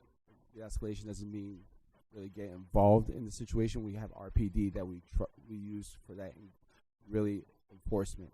So we did look some research into getting protective gear, but the fact that we're not fully engaging in incidents didn't mitigate us, looking extensively into getting gear. But Vince, can you speak a little bit about what we found out about protective gear? Yes. We've done some research on the cost of several types of ballistic gear for security officers, and I can provide that for you in writing. However, we do have a hands-off approach for our security officers. Their primary their duties are to detect, deter, observe, and report. However, we do continue on with how to address persons of deadly aggressive behavior through some de-escalation training that we do, and we're working with the Rochester Police Department on getting the officers trained on de-escalation training. However, I will submit documentation on the studies that I've done on bulletproof vests for security officers. That's helpful. Thank you. I think, so first of all, I do appreciate your policy of not engaging. I do think I've seen how you all show up in council in certain situations that may get rowdy. You've been extremely effective in de-escalating. I just wonder if it would help them feel safer. They don't get paid as much as RPD. They are unarmed. It seems like a small investment in making them feel safer. We know we have had issues with gun violence in our community. And though they are not expected to engage, and they don't, that doesn't mean that they may not experience that kind of harm. So I just would want to push for maybe a pilot. I'm not saying they wear it all the time, but possibly in certain situations, there could be more exploration. That's something we can do as well. Awesome. Thank you. Okay, thank you. I appreciate y'all. Second question about security. Some folks from the union have raised some concerns around the vehicles that security is driving, and sometimes they may not be up to par, they may be falling apart. So can you talk about any plans in the upcoming year to make sure that they have the proper safe vehicles? Yeah, I'll let our fleet manager talk a little about what we do have currently in our fleet. I'll just say that, as you know, our patrol fleet is traveling around the city 24/7 quite a bit. So I know that we just got a new fleet of vehicles recently. The mileage usage of those ramp up very quickly. We are, as with all our fleet, looking to have a replacement plan for a lot of them. We don't, none of these vehicles are beyond 8, 9, 10 years. So our patrol vehicles, because of the fact that we're patrolling from one location in the city to other, the mileage adds up very quickly. So, Scott, can you talk a little bit about the recent where Sure. we are with security fleet? Yeah, I can tell you over the last several years that the size of the security fleet of cars is, I think, doubled. I mean, it's increased in size. I can also tell you that those cars probably go through 100,000 miles in 3 years, so are a very heavy use car. So, it can be a challenge sometimes to keep up with, purchasing vehicles across the city as a whole. So occasionally we have to take a turn in that still has some life in it and put it in the security fleet just to kind of, bridge the gap between purchasing the next vehicle. So, that's where that is. I hear that.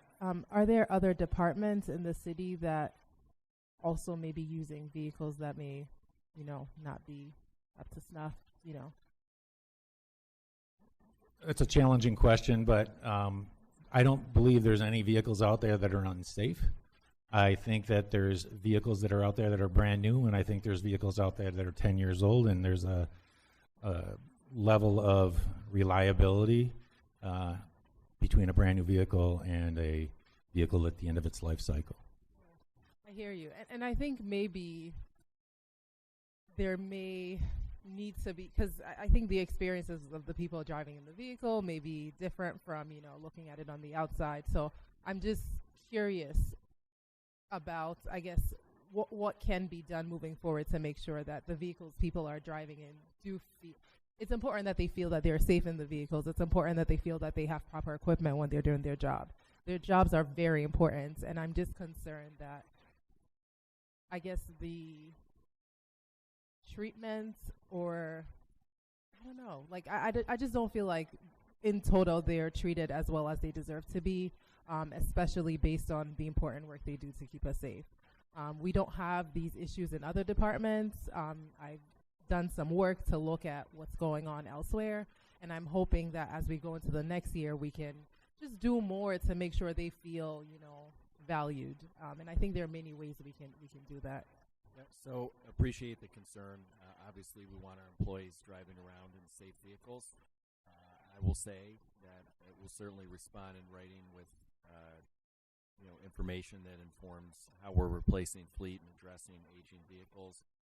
I will also say that it would be my expectation that if somebody has a concern about the safety of their vehicle, they're letting us know that.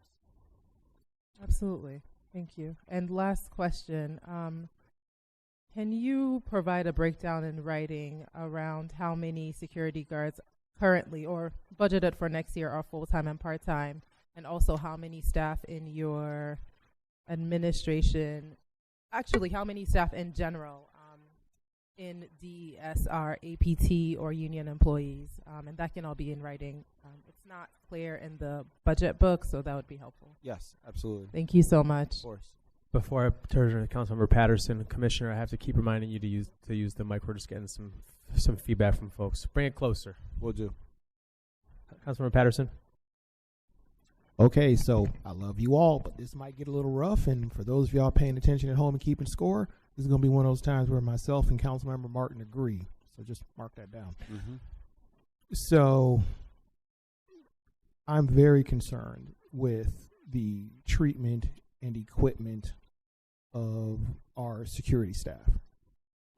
They literally had just not even members of the union, but not union leadership, come to speak to council to talk about how deficient their equipment was, not just the vehicles that they were required to drive, but also cold weather gear. Now, I hear what y'all saying, but they're living it and you telling me about it, and the two don't jive. This ain't making no sense. So here we go. I do not believe that every member of our security staff has sufficient uniforms for the multi-season environment that they work in. I would like it in one, you should be able to tell me this. Right now, you should be able to tell me this. How many uniforms should each security guard have that are provided by the city of Rochester? And also, I would also add to that, and also we are required to provide all of the elements of the uniform. So how many uniform elements are we is every member of the security force required to have? They work a 5-day week. How many uniforms should they have? Yes, sir. Thank you. Right now, our inventory, I will get you in writing what our inventory is. We have done an exceptional job on our clothing inventory within the past year. with some discussion with our uniform company. Now, far as our full-time officers, they're each given 3 pants, 3 long-sleeve shirts, and 3 short-sleeve shirts, and a winter jacket and a winter hat, and they each get, I believe, a pair of boots each year. Now, if those boots are worn, get worn out, the boot truck comes, we get them a boot slip, and they get another pair of boots. So we try to provide them with adequate cold weather and seasonal gear, and we've done an exceptional job within the past year. We did change the type of jacket that we're giving them. We went from a 511 jacket, I believe it's another model jacket, but it is an efficient cold weather jacket. Sometimes we don't supply the gloves for them because the inventory for the gloves were just out of control. They lose them within a day. So they were required to just supply their own gloves, but all other security equipment is provided for our officers. Okay, so what about hats? We do have hats. We give them, in the wintertime, we give them the skull caps. In the summertime, we give them baseball caps. Okay. It's been part of our inventory for this year, sir. So what is what's the replacement cycle? Well, the nature of the job is that they walk and they move, and as someone who used to be a person of size, it ain't nothing to eat up a pair of pants walking and moving. Absolutely. So what's the replacement cycle, or how do I go about getting a new pair of pants when I walk these out? If you damage your pair, we'll get you another pair. Okay. At no hesitation whatsoever. Okay, so 3 pairs of pants, 3 shirts. Yep, 3 long sleeve and 3 short sleeve. Is there any reason why we can't move? Is there any reason why we can't move that up to 4 or 5? Since I'm working 5 days a week, I mean, you're reaching in my pocket now. Understood. To do this laundry. Is there any reason why we can't do? If you're working 5 days a week, shouldn't you have 5 pairs of pants, 5 pairs of shirts? I mean, that just makes sense to me. Yeah, understood. If you allow me the opportunity, just check our inventory, our current inventory, and if we can do that, we'll definitely make sure that we provide that for our security officers. Okay, thank you. Okay. So the next part is vehicles. How is it safe for me to drive a car that isn't safe to drive? How is it safe or just for me to be in a car in the middle of winter where the heat don't work, and I'm supposed to work a shift out in the cold? Vehicle inspections are done prior to the officers taking the vehicles out. That's done every shift. If that vehicle is found to be not working, it's turned into the maintenance shop. That's just our standard procedure. And that vehicle is also inspected upon return of the day. Now, our vehicles do run 24/7. So we're trying to work out a system right now where we don't utilize one car all day. We try to give it a rest per platoon. So if we have the amount of vehicles to do that, we will. But sometimes we don't. Well, don't. I'm not roughing you up on that one. That's a precursor for operation. So I'm just putting it out there. So look, we had folks telling us that they were expected to use vehicles that they felt were unsafe, and that they would be held to a consequence if they refused to use that vehicle.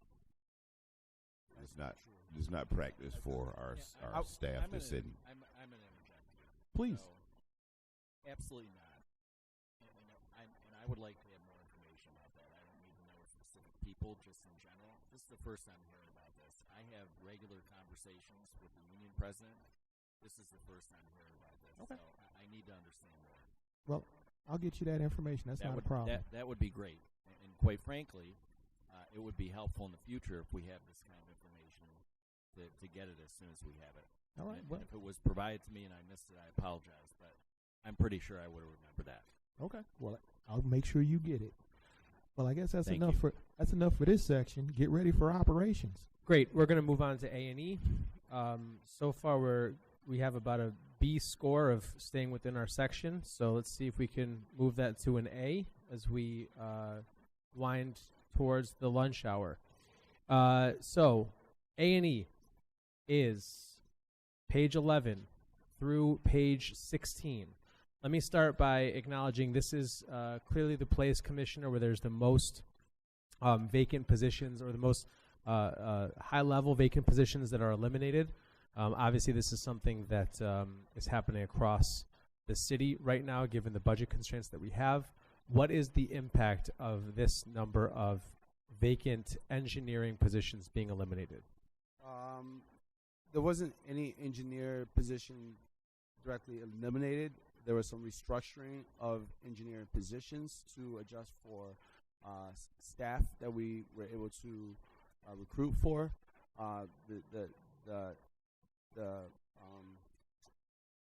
In this particular section, the staff that is eliminated is lower level staff, is permanent staff. We had one architect position that was eliminated, and also an accountant position that was eliminated. So there's no engineer position. There was a restructuring of titles. That's probably what you're looking at. That maybe not, you probably are not able to see through the changes here. And I'll be happy to share that in writing directly to show you that change. Okay, I mean, I see on page 14, 3 vacant full-time and 2 vacant on-call positions eliminated due to budget constraints, about $241,000. So that's no small amount. And when I'm looking at the personnel summary on the next page, it appears as though some of the engineer 2 positions went away. But if you're saying they're restructured, it's restructured. It's restructured to a different title. Again, I'll be happy to provide you that. Yeah, any kind of crosswalk. So what you're saying is ultimately the elimination of vacant positions in A&E. We're not going to see any halting of projects. We're not going to see slower projects. These are things that have already been the case. Don't forget our ARPA funding is going away. Yes. All that funding needs to be spent by December 31st. So a lot of the work that was done using that funding will be gone after December 31st. Okay, that's a good point. Thank you. Let me ask 2 final questions on this section, then I'll turn it to my colleagues. Give me the high-level overview of the thought behind the creation of this new division of transportation planning. Yeah, I'll start and I'll have David chime in a little bit. We felt that with we were able to attain the SS4A grant that's moving forward. With that, there's a certain level of work that's being done in our transportation, our street, especially tied to Vision Zero. We thought that it would be best to identify a division that's working specifically on those transportation work. There's a number of studies that are also coming to the fold. We had for instance, the complete streets study has been completed, ADA study has been completed, but a lot of our grants are funneled through this division. So we thought it would be best to identify staff that's dedicated to that work, led by David, who really works with our counterparts at the county, New York State, and also GTC to move forward on sort of these studies and projects. So but it's not. Sorry, just one second, Commissioner. It's not adding staff. It's restructuring. It's restructuring staff. So correct. is the goal that now our transportation specialist reports directly to the commissioner? Like, what's the efficiency gained in the new division? Yeah, correct. He will report directly to me and as well as the city engineer. But effectively, his level of communication is directly tied to me. Got it. Yes. Okay. Sorry, David. I didn't mean to cut you up. Anything you want to add? Yeah. No, I think that's accurate. It's a reorganization. These are people who were split among different divisions, but working on similar tasks, who are now, I think, better aligned and working as a team to advance some of our planning and analysis efforts. So it's really an efficiency, I think. Okay, thanks. My last question here is I am concerned about this reduction of $133,000 in installation and maintenance of pavement markings. I think one of the simplest and easiest things we could do to make our streets safer for all users is having better markings, better, cleaner lines. I've shared with the DES team multiple times. Constituents have sent pictures to me of residents painting lines and parking spots on their streets because the lines are so faded and we haven't gotten to them quickly enough. Why are we reducing? It seems like a low-cost measure to make significant safety improvements. Why these cuts? What is the impact? Yeah, this is we're always looking to.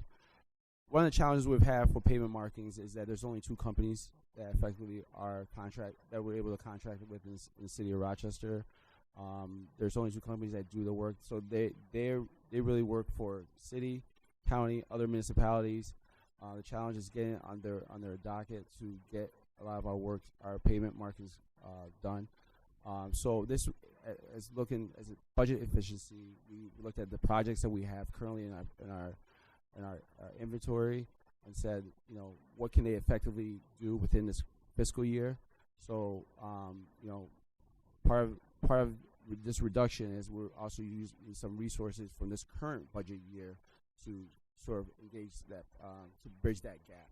So where you see this reduction for next year, we're actually adding some money in the current year to sort of engage them early on. So if you could follow up with those numbers and how the current year budget is going to help with that, sure. I'd appreciate it. Yes. I'd also just note, this is maybe to the deputy mayor, yourself, and also our OMB director. This is not the first time I've heard about having one or two companies who do this kind of striping and markings. It would seem to me, I know this is not the time or moment to do it, it would seem to me a very wise CIP investment for us to have our own ability to mark streets. It doesn't seem like it's an impossible. I'm sure it requires technical equipment, but relying on two places to stripe doesn't seem like the best use of our time. I'd love to see it in our CIP budget moving forward. We'll provide some insight on that. Thank you. Vice President Harris, so we are on page 11 through 16. Thank you, Chair Gruber. I'd like to add to your comment. This would be a great opportunity for workforce development, you know, a group that to take on that project of streets, you know, doing the street markings and pave, you know, that would be a great opportunity, just something to consider. On the same page I'm looking at, you have their funding for repair for streetlight pole attachments increased due to project and need budget constraints. Can you talk more about how, you know, you come to decide to remove that from the budget? I'm sorry, which page are you looking at? Page 14. It's the year-to-year comparison. It's negative $78,000 there. Oh, okay. This is in relation to our, you know, we've effectively changed a lot of our poles from, I forgot what type of lighting it was before, but to LED lights. So we've, our inventory has ramped up the last couple years to the fact that we're about 95% all LED lights at this point. So we thought that, you know, this additional funding is in line with where we are currently, so that this was more of an efficiency reduction. Okay, thank you. So I've had, and we've talked about this, but I just want to bring this to the forefront and get this on record. In my district, I've worked with the police department, and this is before, you know, the current commissioners, we had some commissioner changes where we talk about crime reduction by street design and lighting. Mm-hmm. And in my district, 19th Ward, we have some areas that I've identified that I like to see of street lighting change. In particular, West Avenue and Gardner, right there in front of Tops. There's a lot of crime activity there, and I've asked that we consider a street lighting. And it comes back down to some of the Vision Zero stuff, same concepts that, you know, you look at the street design to help reduce the crime. So I'd like for consideration to consider that, see if there's room in this budget to take care of that. We have Tops Market. Friendly Markets is our only right now. We have our only supermarket in the 19th Ward, in the heart of our 19th Ward. I'd like to keep that area safe. That should be priority for the folks who frequent that area. We also have Family Dollar there. So those are anchor stores. So I hope that that's priority, because it's priority for me as the council person who represents that district to keep our residents who frequent those areas safe. Yeah, happy to follow up on that. And if it's specific to the actual location, you know, RPD does separate assessments all the time. We found that to be helpful. Yeah, you said Septec? Yep. So they did say that there could be funding, you know, that could help support that kind of street design. So we'll follow up. Okay, thank you. Thank you. Thank you for that. And then I'd like to go on to like street design. I know we've had this conversation. I would like to put this on record as well. We've asked about a crosswalk in front of Loretta Johnson School, right there where the businesses are. And thankfully, thank you so much, Commissioner Kabute, for providing the Warnoff sign, replacement sign. We appreciate that. You know, one of the things that the youth talked to us about when I talked about the childhood poverty report, our youth gave us feedback about how, you know, they want our neighborhoods to look good. They don't like to see the blight, the broken glass, the garbage, the boarded up houses. It makes them feel unsafe. So you putting together the Warnoff sign, replacing the old sign with all the graffiti and stuff on it, you know, it may seem small, but it really isn't. Mm-hmm. It isn't, because the students came here and told us that it isn't small. That was a huge thing. So that's why the crosswalk that I had requested was another, seemed like very small, minuscule thing, but it's something that enhance safety and quality of our neighborhood. So if you could, you and your administration could look at that again. I know Monroe County had some pushback, but if there's things that I need to do and my colleagues here need to do to make sure that that crosswalk is installed, if I have to go get a petitions, whatever, we should make it safe, because that's a part of what I was told, Vision Zero's whole overarching plan is safety. So I'd appreciate that, and give me something in writing, please. Thank you very much for your continued work, and I'll have the rest of my comments in writing. Thank you. Thank you. Councilmember Leslie Smith. I didn't notice this in any of the KPIs, so I am curious if there, unless I've missed it, a strategic plan that addresses streetscape design across the entire city. I'm particularly thinking about curb improvement. We have some neighborhoods that haven't had new curb improvement in many, many years. Is there a strategic plan? And if there isn't a strategic plan, is there an appetite for something like that? And or how does a neighborhood go about addressing that and making sure that becomes a priority for them? Yeah, certainly there are a lot of aging residential streets, I would say mostly in the city. One of the issues is that streets like that are not eligible for a lot of funding opportunities that are out there. You know, so all of our federal aid projects, which is where we get the majority of our street improvement funds, residential streets do not qualify. I also say that we did have a residential rehabilitation program in the CIP for many, many years, and it's temporarily been halted because we are investing a lot of money in restoring streets that are receiving lead services.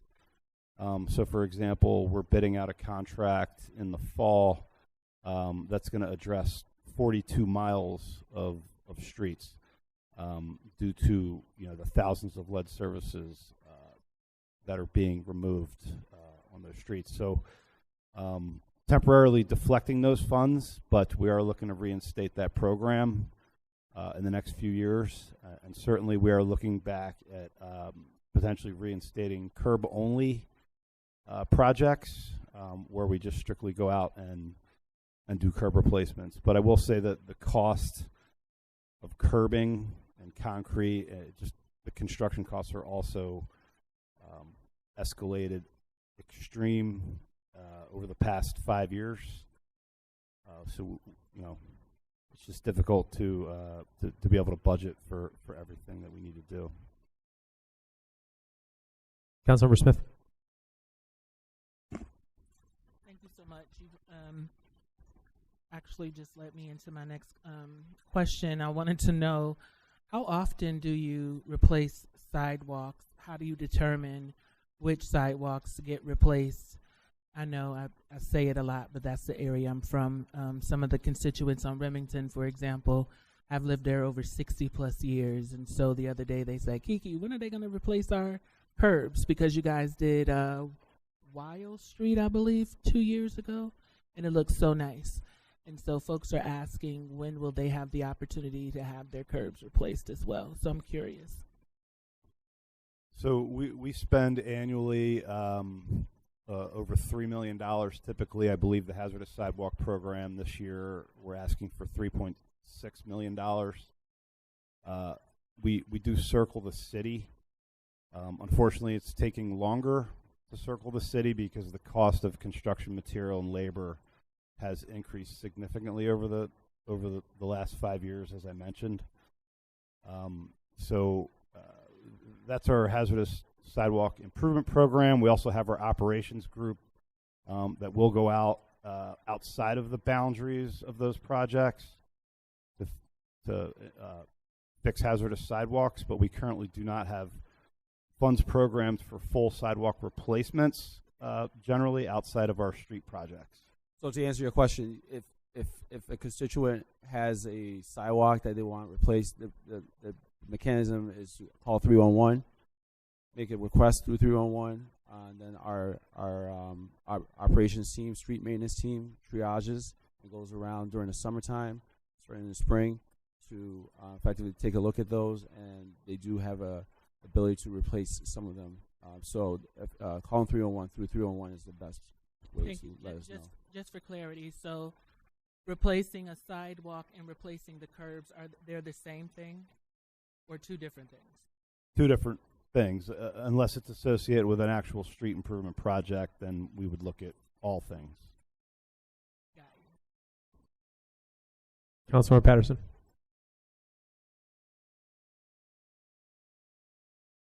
Okay, so I would hope that we would, obviously this isn't necessarily a budget question, but it's going to be a structural question. And if you guys can pull together a document that answers that, I would greatly appreciate it. So we are currently in a multi-year lead line replacement program, and that is fabulous, wonderful, and great, and you are to be commended for that good work. So hooray and thank you. With that said, we have divots all over the streets that we are redoing. It's my expectation and hope that we will have a plan expressed in the CIP for the milling and resurfacing and the replacement of milling obviously those streets, but then once doesn't make a whole lot of sense to mill it if you aren't also going to upgrade the curbs. So because I've been here a long time and I know we can do stuff like this, we can walk and chew gum and plan on a long-term basis.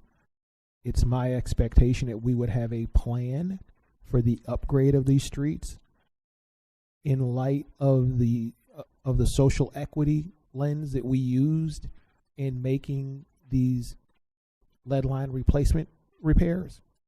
So this shouldn't be hard.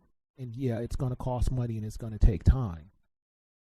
But we can't not mill and replace. We just can't. We can't leave our streets like this. So that work has to be done. I know you're going to do it anyway. So in the course of doing it anyway, part of that whole rework is, hey, I've got streets in the Northeast that don't have curbs. As a matter of fact, 8th Street doesn't have a street, it's still brick. You know, so I really would like a plan for when we gonna make that an actual street as opposed to it just being all brick. That's a whole nother conversation. Yeah. So as I mentioned, we are planning to advertise a very large pavement restoration contract in the fall. It's going to be the first of several. As part of that contract, as I mentioned, it's 42 miles of pavement restoration. It is going to be upwards of $10 million. So there is milling and resurfacing included for about 5 or 6 miles.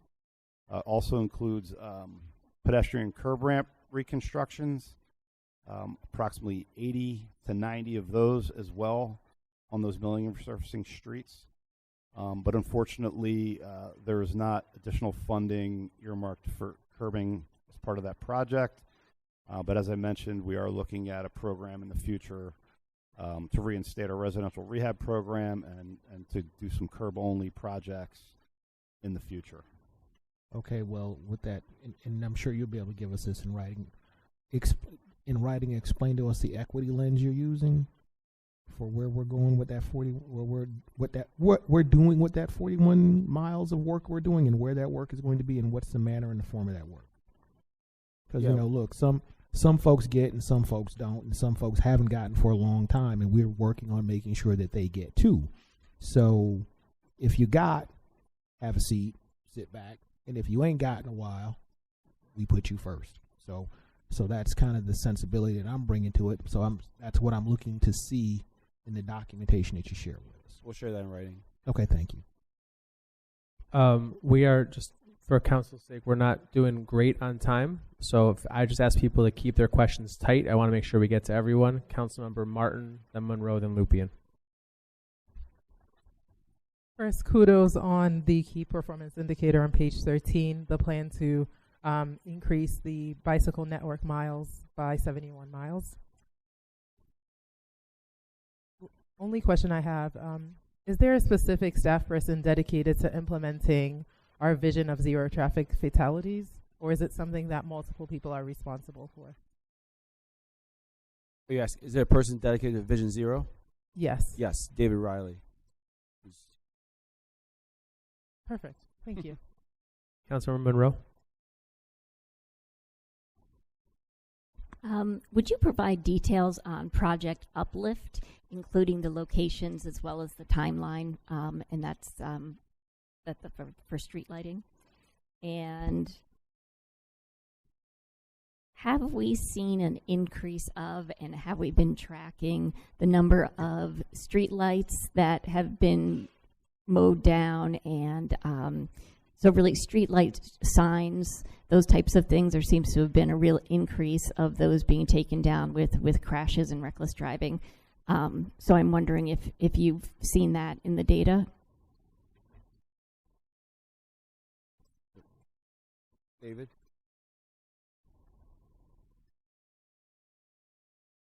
David? Yeah, can we submit that to you in writing? Sure. How's the Rosarian search going? We just I think it's posted right now on the city website, and I'm yet to, I don't know if we've received any applications yet, but it is posted. Okay. Yeah. And then my last question, and this also can be in writing, but if you have a summary of our experience with the CCA program, and is there any way to relaunch it? And with that, you know, have CCAs pretty much died across the state because of the inability to get lower rates? That's correct, yes. And I will provide you more substantive response, but effectively across the state, nobody's is doing it at this point. They've not been able to get an administrator to move it forward. So if there's an appetite for it across the state, then we'll re-engage. But at this point, this has not been. But we'll get you a little bit more information in writing about sort of what is being done at this point. Sure, thank you. Councilmember Lupien. Hi. Hi. Just want to echo all the comments about how great you guys are. Mm-hmm. I particularly appreciate not only your responsiveness, but also the detail that you include in your responses to us. My question is, yesterday we heard from the RPD about their projections of their current numbers and, you know, where things are heading and their inability to really provide enforcement for traffic. And as a lot of us up here know, one of the, I think, most effective and probably long-term inexpensive way to ensure that people who are using the road are using it safely is through built environment. And I'm wondering what plans there are to, you know, especially in locations like Lake Avenue, what can we do with our built environment to ensure speeds and behavior is, you know, safe? Yeah, I'll start and I'll let David chime in because we've been effectively studying this quite a bit.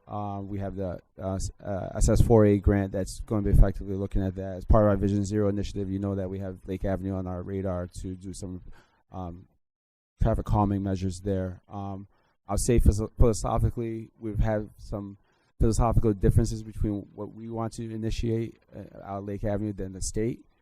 As you know, state has ownership of, my voice now comes through clear, between Lyle Avenue and to Ridge Road. That's effectively the state portion of ownership, and then the other half of it is the city. My belief is that a lot of the accidents that happen there is because there's some things there that we can do in terms of traffic calming. There's measures such as curb bump outs. There's decreasing maybe the length, the width of the pavements there. I'm a big fan of roundabouts. Yes, yes, there you go. So in my belief that there's things that can help to mitigate some of these accidents there. I'll let David elaborate a little bit more on some of the things that we're looking at. Sure, thank you. We look at a variety of strategies on just about every street project we work on. I think the recent West Main project that we completed is a good example. So when it is feasible to reduce travel lanes, we know there's good evidence that reduces speeds, which is one of the most critical elements in serious crashes. We look at other traffic calming measures. We recently adopted a policy related to raised crosswalks and tabled intersections, so basically raising the level of the roadway slightly to slow vehicles, not as aggressive as a speed hump, but still a way to provide some additional safety, particularly for pedestrians. Generally, bicycle facilities, adding bicycle facilities helps to improve safety and can also have a traffic calming effect. The efforts we're making with tree planting also certainly can have a traffic calming effect. Having a good tree canopy, tree-lined streets is also positive. Beyond individual street projects, you'll see some projects in the CIP where we're doing more spot improvements. So we have a project looking at about a dozen intersections across the city, that are not being addressed by other upcoming street improvement projects where we'll be making some pedestrian safety improvements. We're working on various planning studies and demonstration projects, so you'll see us trying some different kinds of materials over the next couple of years to do things like create protected bike lanes in the street. So there are a lot of things that we're trying through a variety of projects right now. Thank you. President Melendez. Yes, thank you. So question in writing. We heard of other departments that have challenges with retirements in the next 5 years, and what I'd like to know in writing, what percentage of A&E workforce is eligible for retirement within the next 5 years? And I'm actually going to move us to operations. Yep. Okay. So I have a question about the protocol for syringe litter and cleanup of syringe litter. Do we have any stated I know we have teams that go out and do general cleanup, but do we have any stated protocols in the Department of Operations that are focused on syringe litter in the city? Protocols specifically, I'll let Karen elaborate, but once in terms of safety of our folks that come and do the cleanups, I think safety of the folks, and as well as how do we revisit locations that we found to have syringe litter? Yeah, Karen. We have many proactive partners and ourselves that go out on they're actually our litter crews, but they go into the areas that we know have issues and they're on a scheduled basis. And we have partners that do the same thing with us. And we also respond, as we did the other day, for an immediate need. Yeah, and in terms of how we should educate the public on this, should we be telling folks to just call 311 or call the neighborhood service center? What's the best practice from your recommendation? 311. 311. Okay. The other question is around litter that accumulates either on commercial corridors, in vacant city-owned parcels, as well as, and I know that we don't control things like 104, that's a state road, but those intersections that kind of cross, there's often a significant amount of litter in those areas. Years ago, I believe, Director St. Alban, we had a program that, and it might have been at the time with folks that were in rejob and other programs, but we had a intentional focus on commercial corridors and problem areas. I remember, I think Jefferson Avenue, North Clinton Avenue, a couple other streets like that, where there was an intentional focus 3 days a week, yes, in the warm months at least, to ensure that we kept up with the amount of trash that accumulated. So what is the current strategy, just so we understand?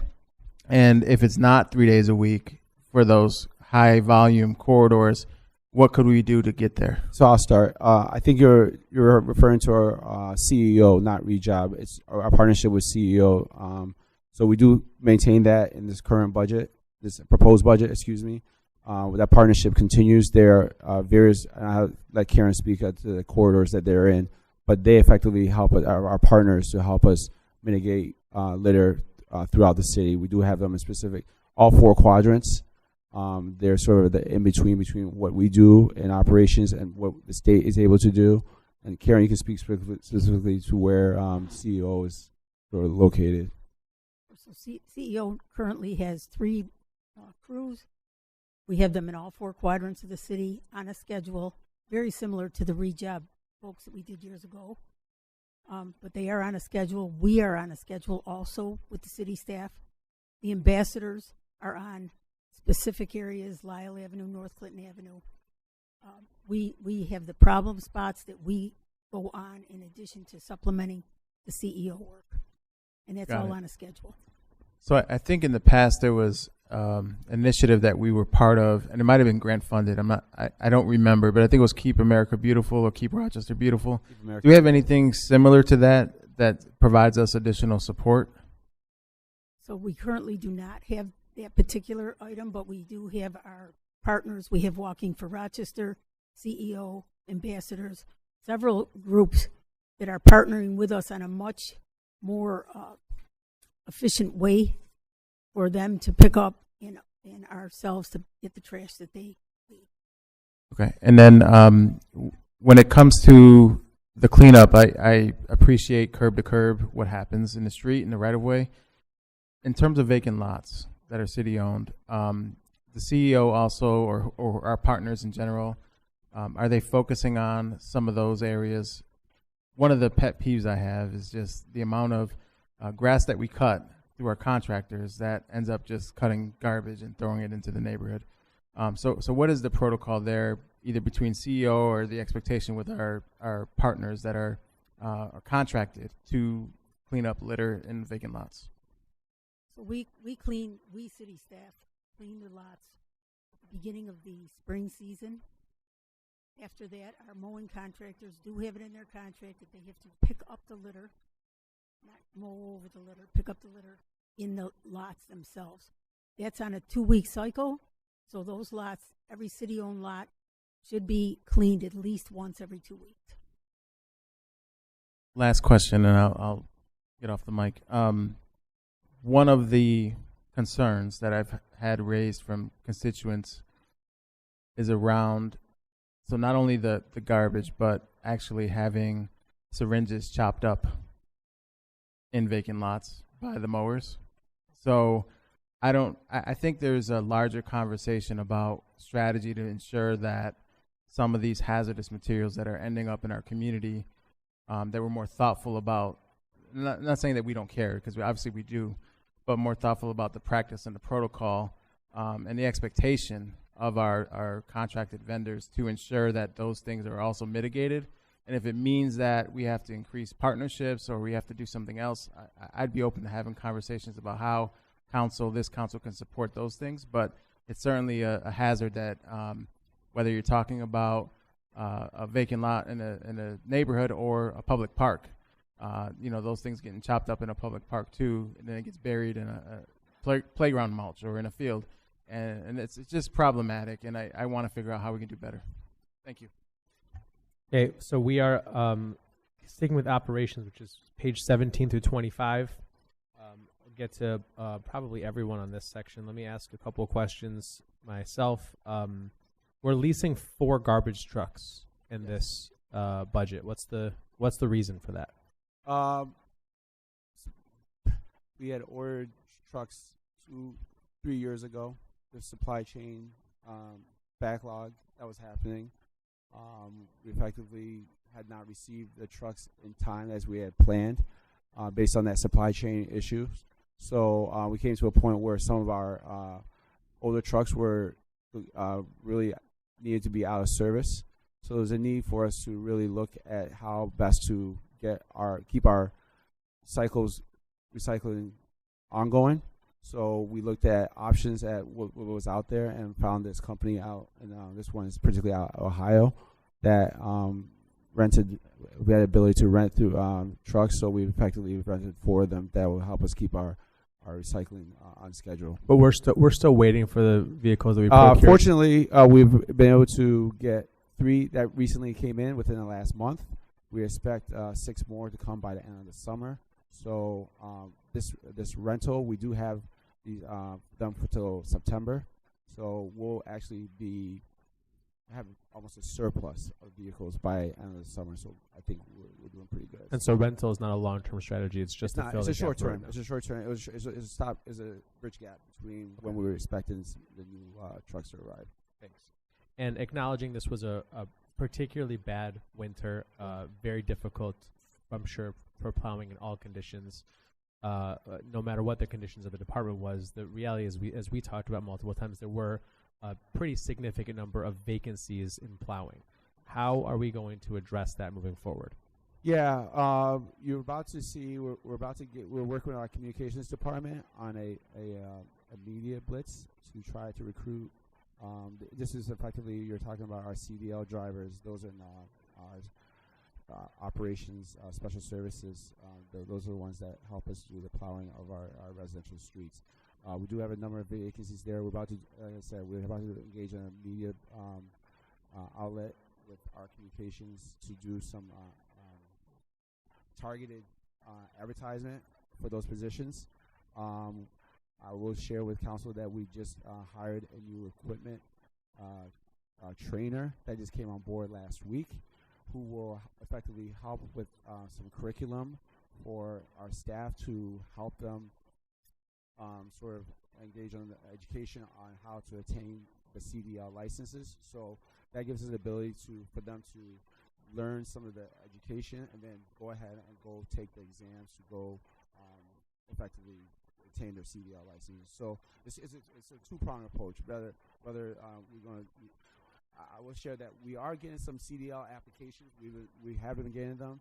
It's just going through the hiring process. Some of them fall off, whether they are remain eligible through the city's process, or some of them just do not follow up.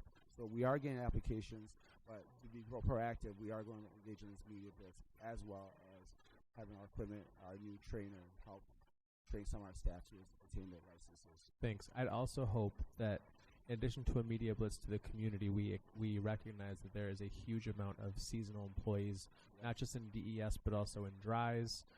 Obviously, all the CEO folks you're working with. We should be looking internally to encourage people to think about their CDL license, which is one of the most important tools for job security in our country right now, is having a good quality CDL license. I appreciate you saying that. Absolutely. One of the reasons that I'm proud that we have seasonal positions is to get your foot in the door to elevate to other positions that we have. And again, this is one of those positions where if you're a seasonal employee, you come to work during fall, during leaf collecting season, you show us some acumen that you're interested in doing the work. There's opportunities to keep elevating, to move up. And this is one area we can particularly use. Now that we have this trainer on board, we will train you. We'll give you the ability to learn a different skill set. then also effectively help us, manage to do the work for. Great. So as a follow-up to council, in addition to sharing whatever kind of media initiatives you're putting out there, anything around internal recruitment as well? I think all of us would like to know how we're best recruiting for CDL drivers and encouraging people so we can pass it along to constituents as well. My final question on this section is just about snow clearance with partnerships from, we had a partnership with RTS a couple years ago, specifically to clear the snow around bus stops. Just an update on how that's going and if that's continuing here. It's going great. The partnership is continuing its budget. I think CEO helps with that endeavor too. Sharon, you want to speak a little bit on that? Sure. So CEO actually cleans all bus stops. We started their partnership with RTS a few years ago for just bus shelters. CEO now clears every bus stop on their route, and they also treat them with salt. So it's a huge improvement from what they've had before. The area is large. You're able to stand there. The bus is able to get you and pick you up at the stop. And they also do handicap ramps and fire hydrants on their routes. Great. Thank you very much. Councilmember Smith.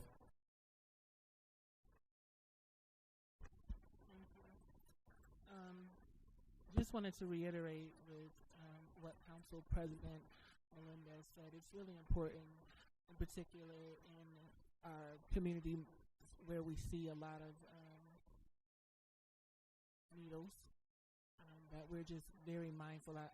Sometimes I feel so sad about our kids who can't run barefoot in the grass, in particular when I'm in certain communities and I see little kids, especially little girls with flip-flops on. I have to remind their parents that in this field, in particular on Zimbridge Street, where the old 22 school is, the playground was like infested with needles.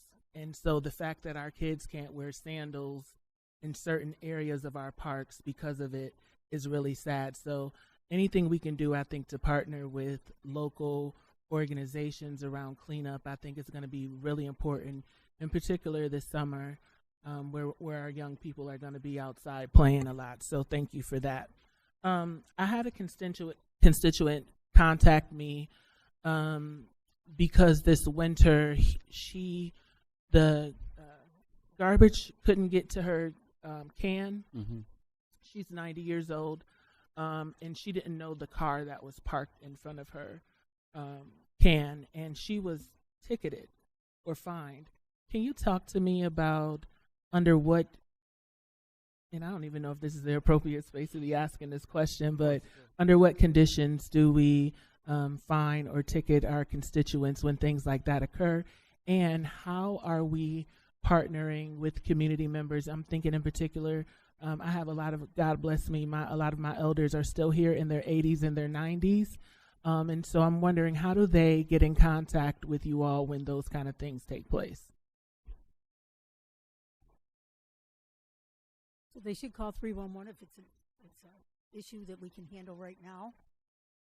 In their case, they should not have received a violation. A toter is never going to be blocked with a violation. If they can't get the toter with the truck, our operators get out and get the toter and bring it to where it can be serviced.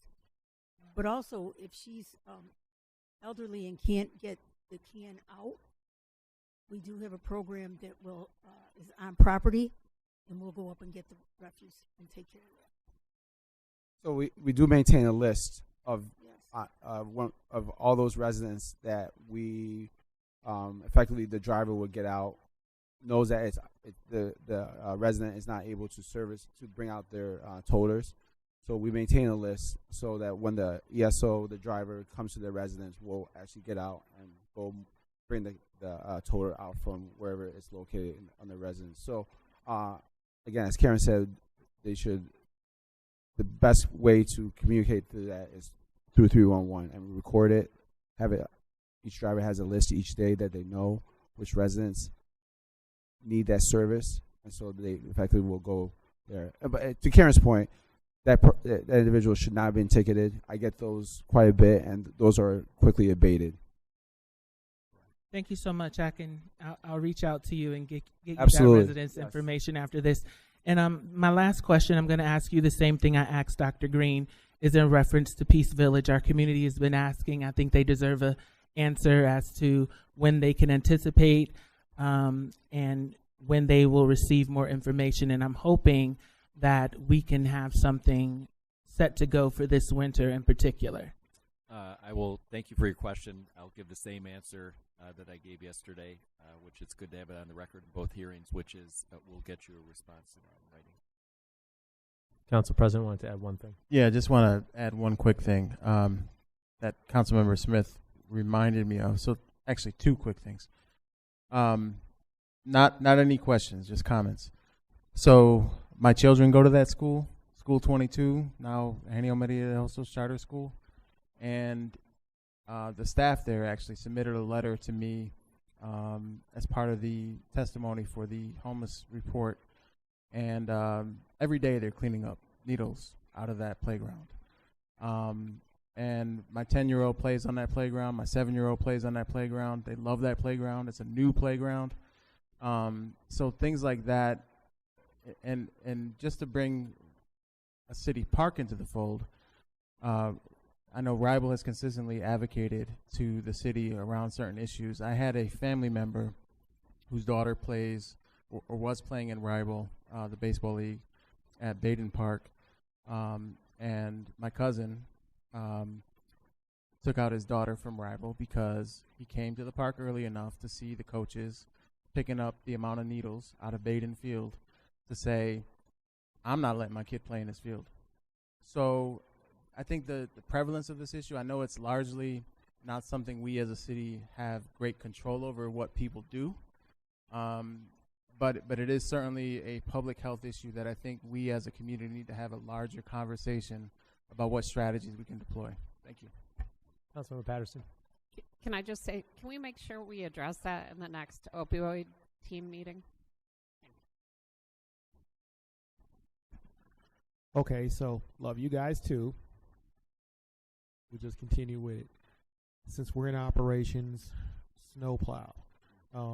Y'all have been on the email thread I've got with you regarding staffing. The challenge, we have multiple staff problems with staffing in refuge, and especially in our snowplow season. We had snowplow drivers driving in excess of 80 hours a week. It's documented.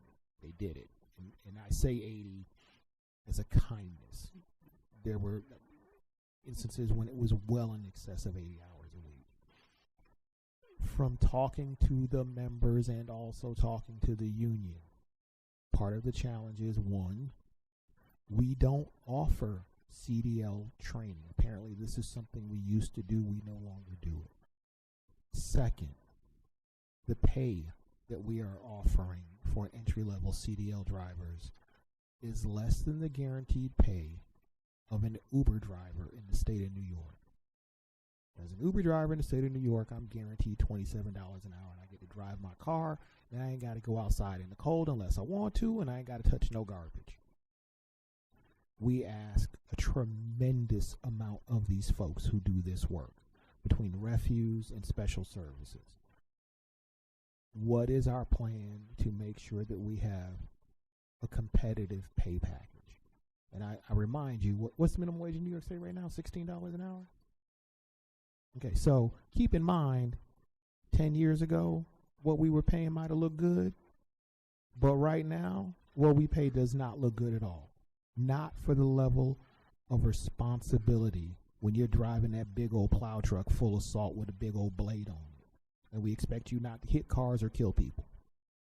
So can you address a bit to the degree you can? And of course, I'll be looking for the rest of this in writing. Yeah, I think actually my preference would be to address all of it in writing. I think there's a lot of context that needs to be provided around this, and we're happy to do that. You know, I think I will just say we work very closely with the union, and we hear with no shortage of detail about the things that we're doing well. I think in this particular case, AFSCME is very fair about that, and they also share candid feedback about the things that are important to the leadership and their membership. You know, I think Context is important, Mm-hmm.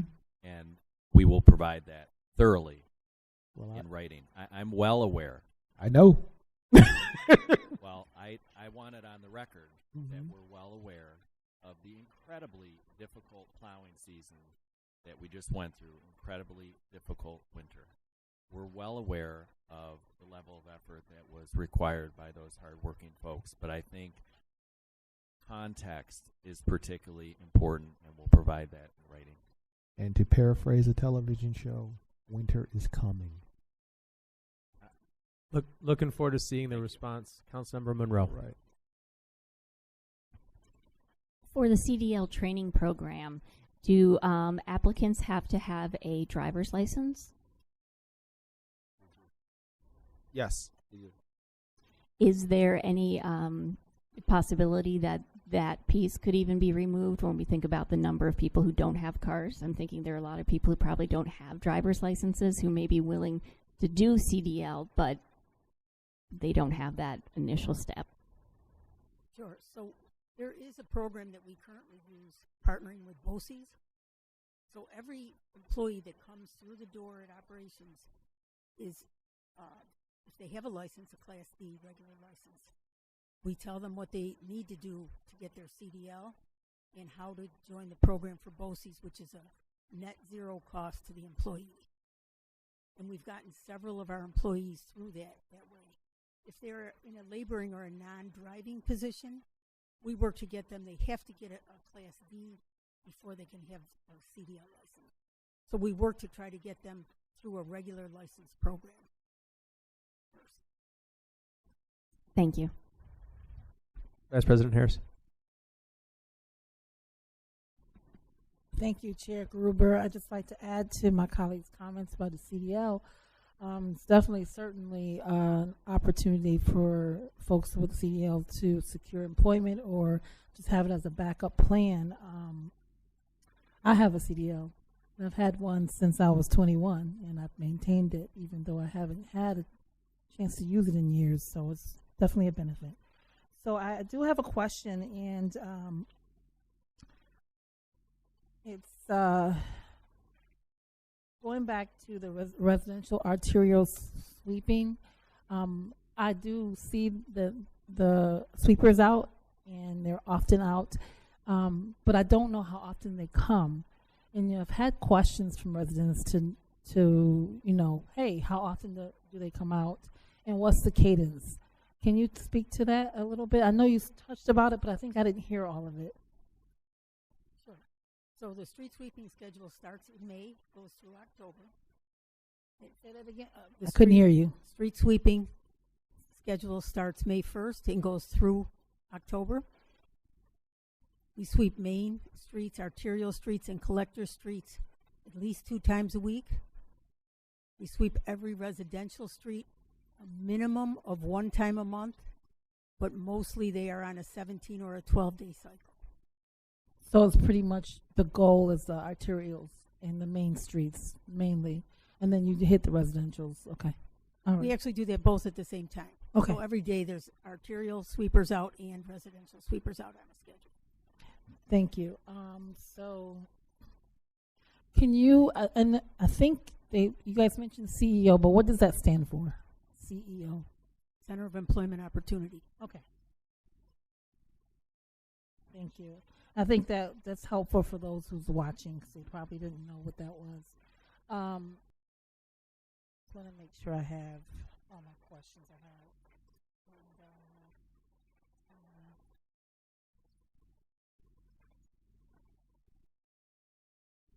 Oh, the compost. I didn't see a whole lot in here when it came to composting. Is the composting program still going?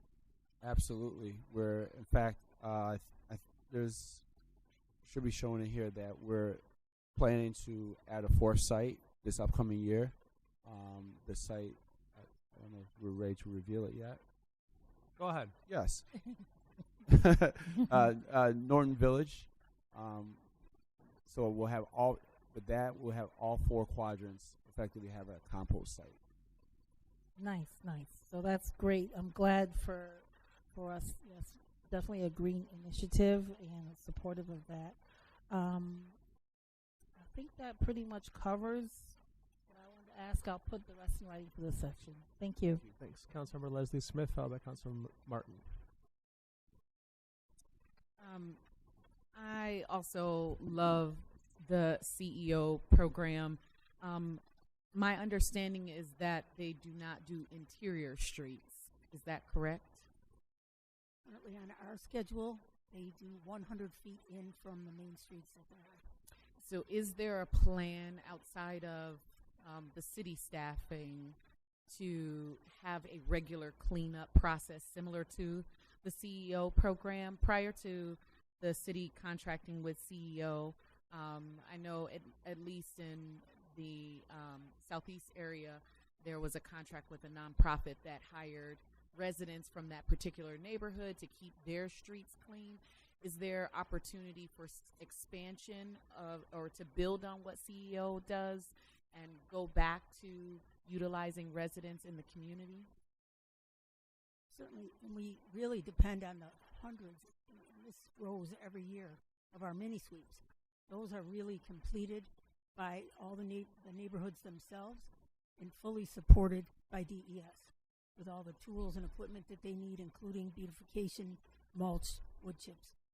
Yes, and I'm grateful for that program. But as we know, the mini sweeps, the clean sweeps, they're scattered throughout the year. It's not a regular cadence of cleanup like the CEO program does. So I just kind of want to put that out there. If there's opportunity, if there's budget in the future, this would be opportunity for people within those communities to be hired, not on a volunteer basis, but folks who need jobs, maybe as retired individuals, very similar to the process that CEO uses. And kind of related to that,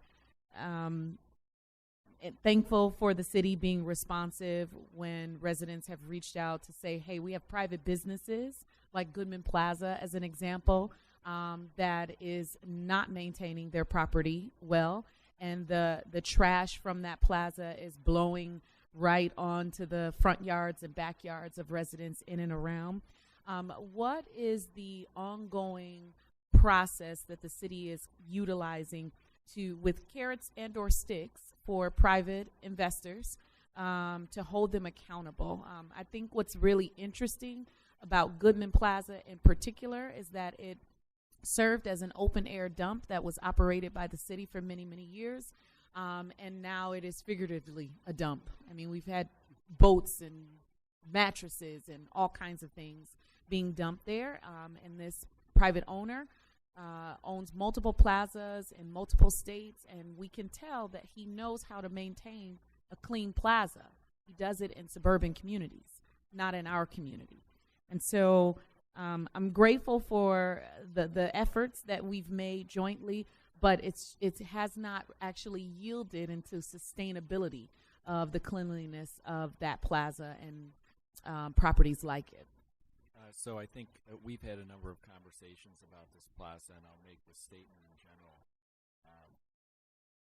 Folks are good at times about responding when they know that we have our eye on them. Dealing with quality of life issues like this is a marathon and not a sprint. Mm-hmm. It requires persistence, and I think that's the continued opportunity that we have as a city, that it's not just keeping on a property owner until it gets better. It is, in fact, the ongoing monitoring to make sure that it stays better. And so that's something operationally that I'm focused on. I think we're happy to hear about a location once if we have to hear about it. But when we've heard about it for a number of years, that tells you all you need to know holistically about not only the property owner's care, but also, our level of endurance to keep on them. And that takes work, that takes resources, but at the same point in time, no one should have to look at that in their neighborhood. So appreciate you continuing to raise that as it relates to that location. But in general, those are things that we actually appreciate council members bringing to our attention, and it's on us to keep on it. Well, thank you for that, Deputy Mayor. I think what I'm hearing you say is that there are plans to have ongoing monitoring of sites like that throughout the city, some of which my colleagues have brought up, to ensure that we have a cleaning plan or process. And I just want to kind of go back to that idea of hiring community members in and around as a process of helping to maintain the cleanliness in those communities. And then just lastly, I just want to give a shout out to the Defacer Eraser. I love it. And I am grateful for the KPIs that are here. I've seen personally a lot of responsiveness, like really, really quick responsiveness to remove graffiti. It says a lot. There are things like vacant structures, vacant lots that we can't do anything about immediately. But the Defacer Eraser has been really responsive to help people walking down the street not have to experience graffiti and tagging in their community. With respect to the existing KPIs of 98 for this current the budget year we're going into in the previous years, does that actually address what we're seeing, or is that a fraction of what we're seeing throughout the city? So that's a percentage of response just for what comes in. But we're out proactively, and we know where the tags repeat themselves. So we're out every day with that Defacer Eraser. But that number is really off of the calls that came in, how fast we respond to those. So this is 98%, not 98 responses? Okay, perfect. I'm That's sorry, awesome. percent. Thank you. Can you talk about the reason for changing the ground equipment operator position to an operations worker, and the reason for the different brackets on page 23?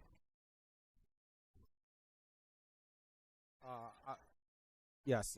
Initially, so ground equipment worker is to operations is just a function of just functionality of what we needed for the positions over there.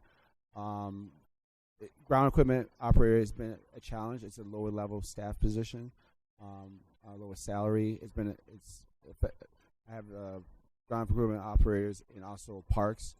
Recruitment has been a challenge for some of those positions, so we effectively upgrade it to a different title just so that we can help us effectively recruit. That's helpful. Thank you. And I see various assistants, operations, superintendents positions. Can you say more about what they do in the different spaces? Sure. So there are different assignments. So there's assistant operations superintendents, both at refuse and special services and street maintenance. So they have different responsibilities depending on what division they're in. In the street maintenance department, they're overseeing utility cuts, chip seal, crack seal, hazardous sidewalk. In the special service, and all of them are in snow and ice control also during the winter season. That's helpful. So they supervise, who do they supervise? They supervise in refuse, they supervise the ESOs for the refuse and recycling. In special services, they supervise the snow operation and the festival operation, the street sweeping, loose leaf collection. That's helpful. Thank you. And I'm just, I guess in writing, could you highlight the positions that are supervisory and the brackets allocated with them? I'm just trying to compare, And last question, well, I have two more questions. The commercial accounts representative position, that's abolished? No, it's rebracketed. It's rebracketed. It's rebracketed. Yes. Can you tell me the reason? Yeah. Recruitment, we had challenge. We had somebody that went to another department, and then our recruitment efforts, we found somebody that effectively had the level of skill, but we had to sort of adjust the title just to match. Understood. And do you have policies around the kinds of chemicals or pesticides you all use for? That's a good question. Grass. We do. So Go ahead, Karen. All of any products that we use are all covered in right to know. So that allows the employee to know where to go to see what's in it and what's the proper use and what protective equipment they need. Thank you. Could you send that to me in writing, especially around pesticides that may be used and also chemicals that may be used in buildings? Yes, absolutely. And how do community members access this information? Because some folks have reached out curious about what pesticides the city uses in comparison to the county and the parks. Right. I'll just say 301 is always the best mechanism to reach us. So yeah, or we do have a DES customer service web email page that they can reach out to us too. Thank you. Yeah. Clean sweep costs have more than doubled in the last 2 years. What's the root of that? This is page 22. From 440,000 in FY25 to budgeted 1 million this year.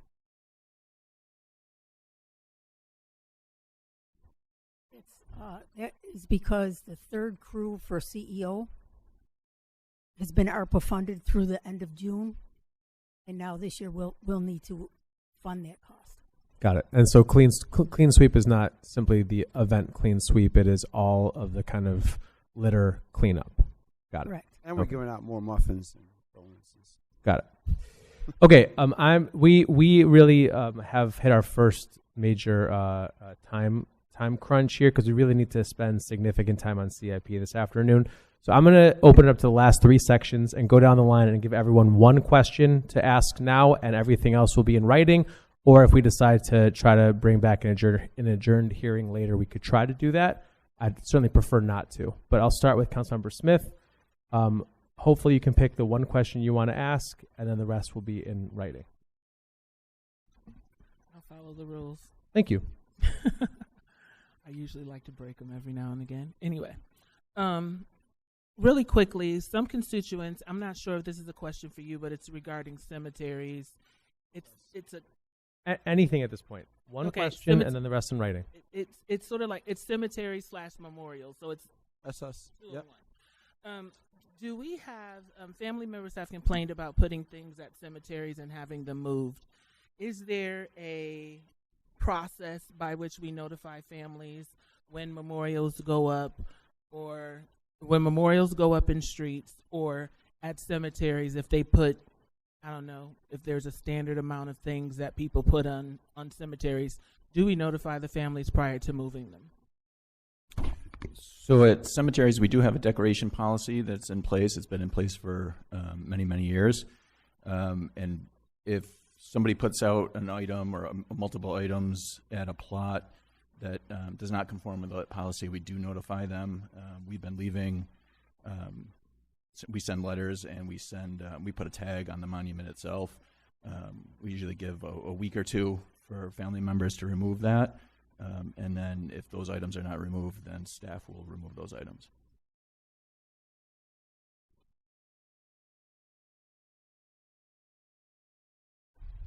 In our community, when loved ones die, they mark the spot with a memorial. Temporarily, sometimes they've lasted longer. Is there a certain period of time by which we ask community members to remove those things? And if so, what is that allotted time? You want to respond to that in writing, or is that you want that in writing? If you have an answer. So we're very sensitive to that.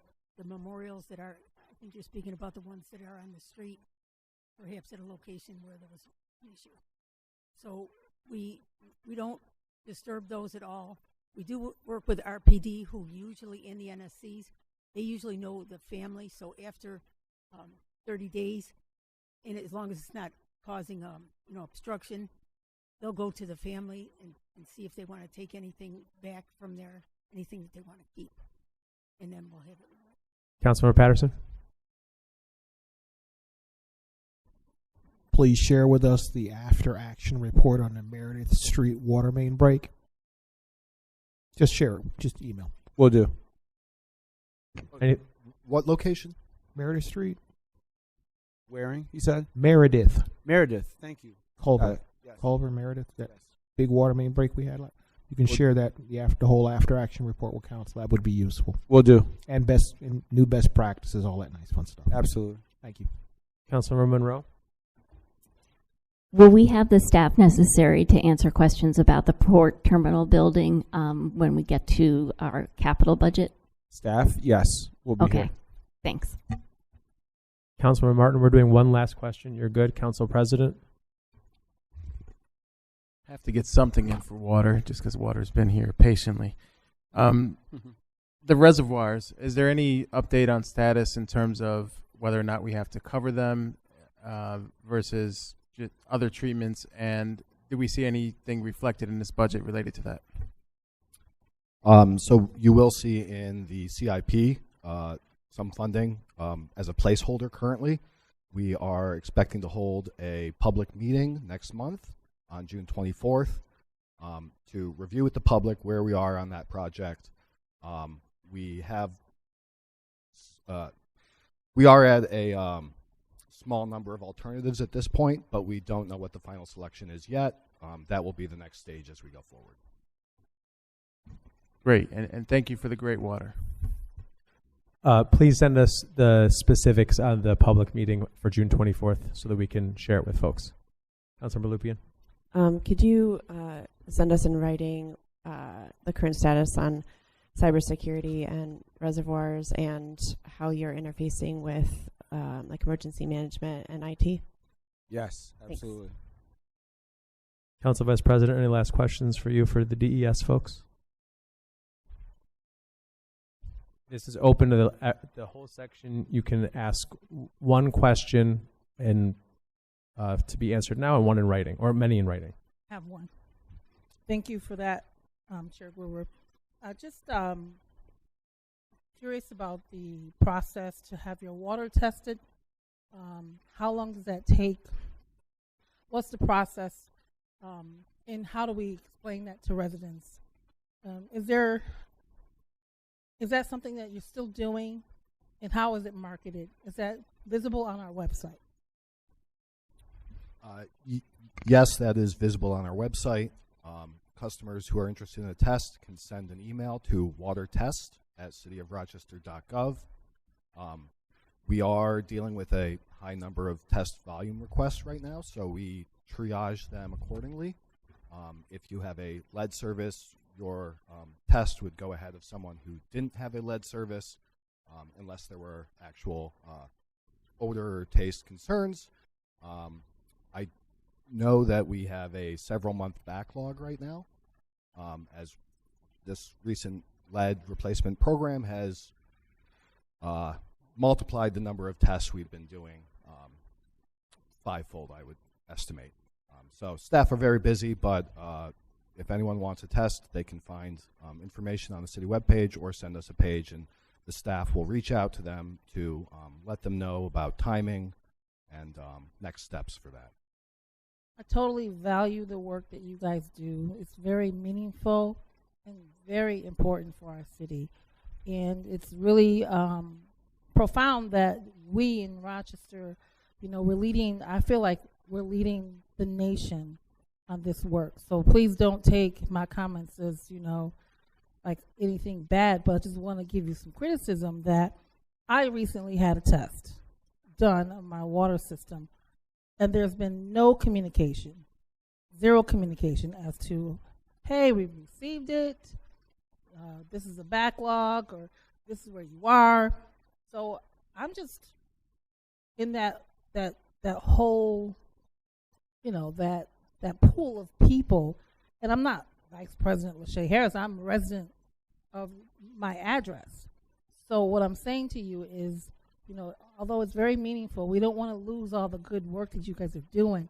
Just please find a way to provide a process for feedback when people do submit their stuff. Appreciate that feedback. You should have received a letter that after the test results. So if that was a misstep, I appreciate you making me aware. But we'll certainly get you something. But there is a response communication that usually comes out. Yeah, I didn't get anything. Okay.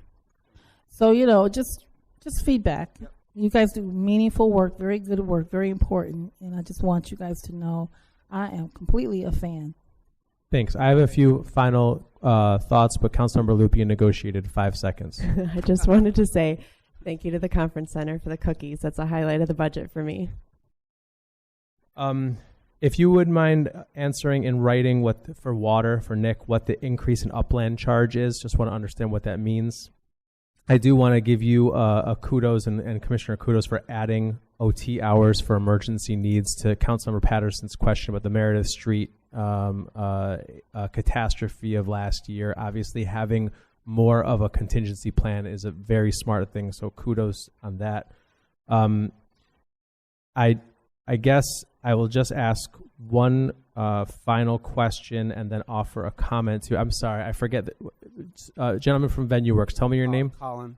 Colin. Yep. First, let me ask the Deputy Mayor and the Commissioner and maybe Director Liberti, what is this $170,000 increase in subsidy to the Blue Cross? What does it functionally mean?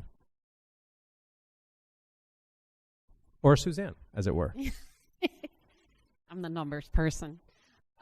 So if you'll recall, the original agreement that we had with the previous operator, the entire financial condition of the operation of the Blue Cross Arena fell with them.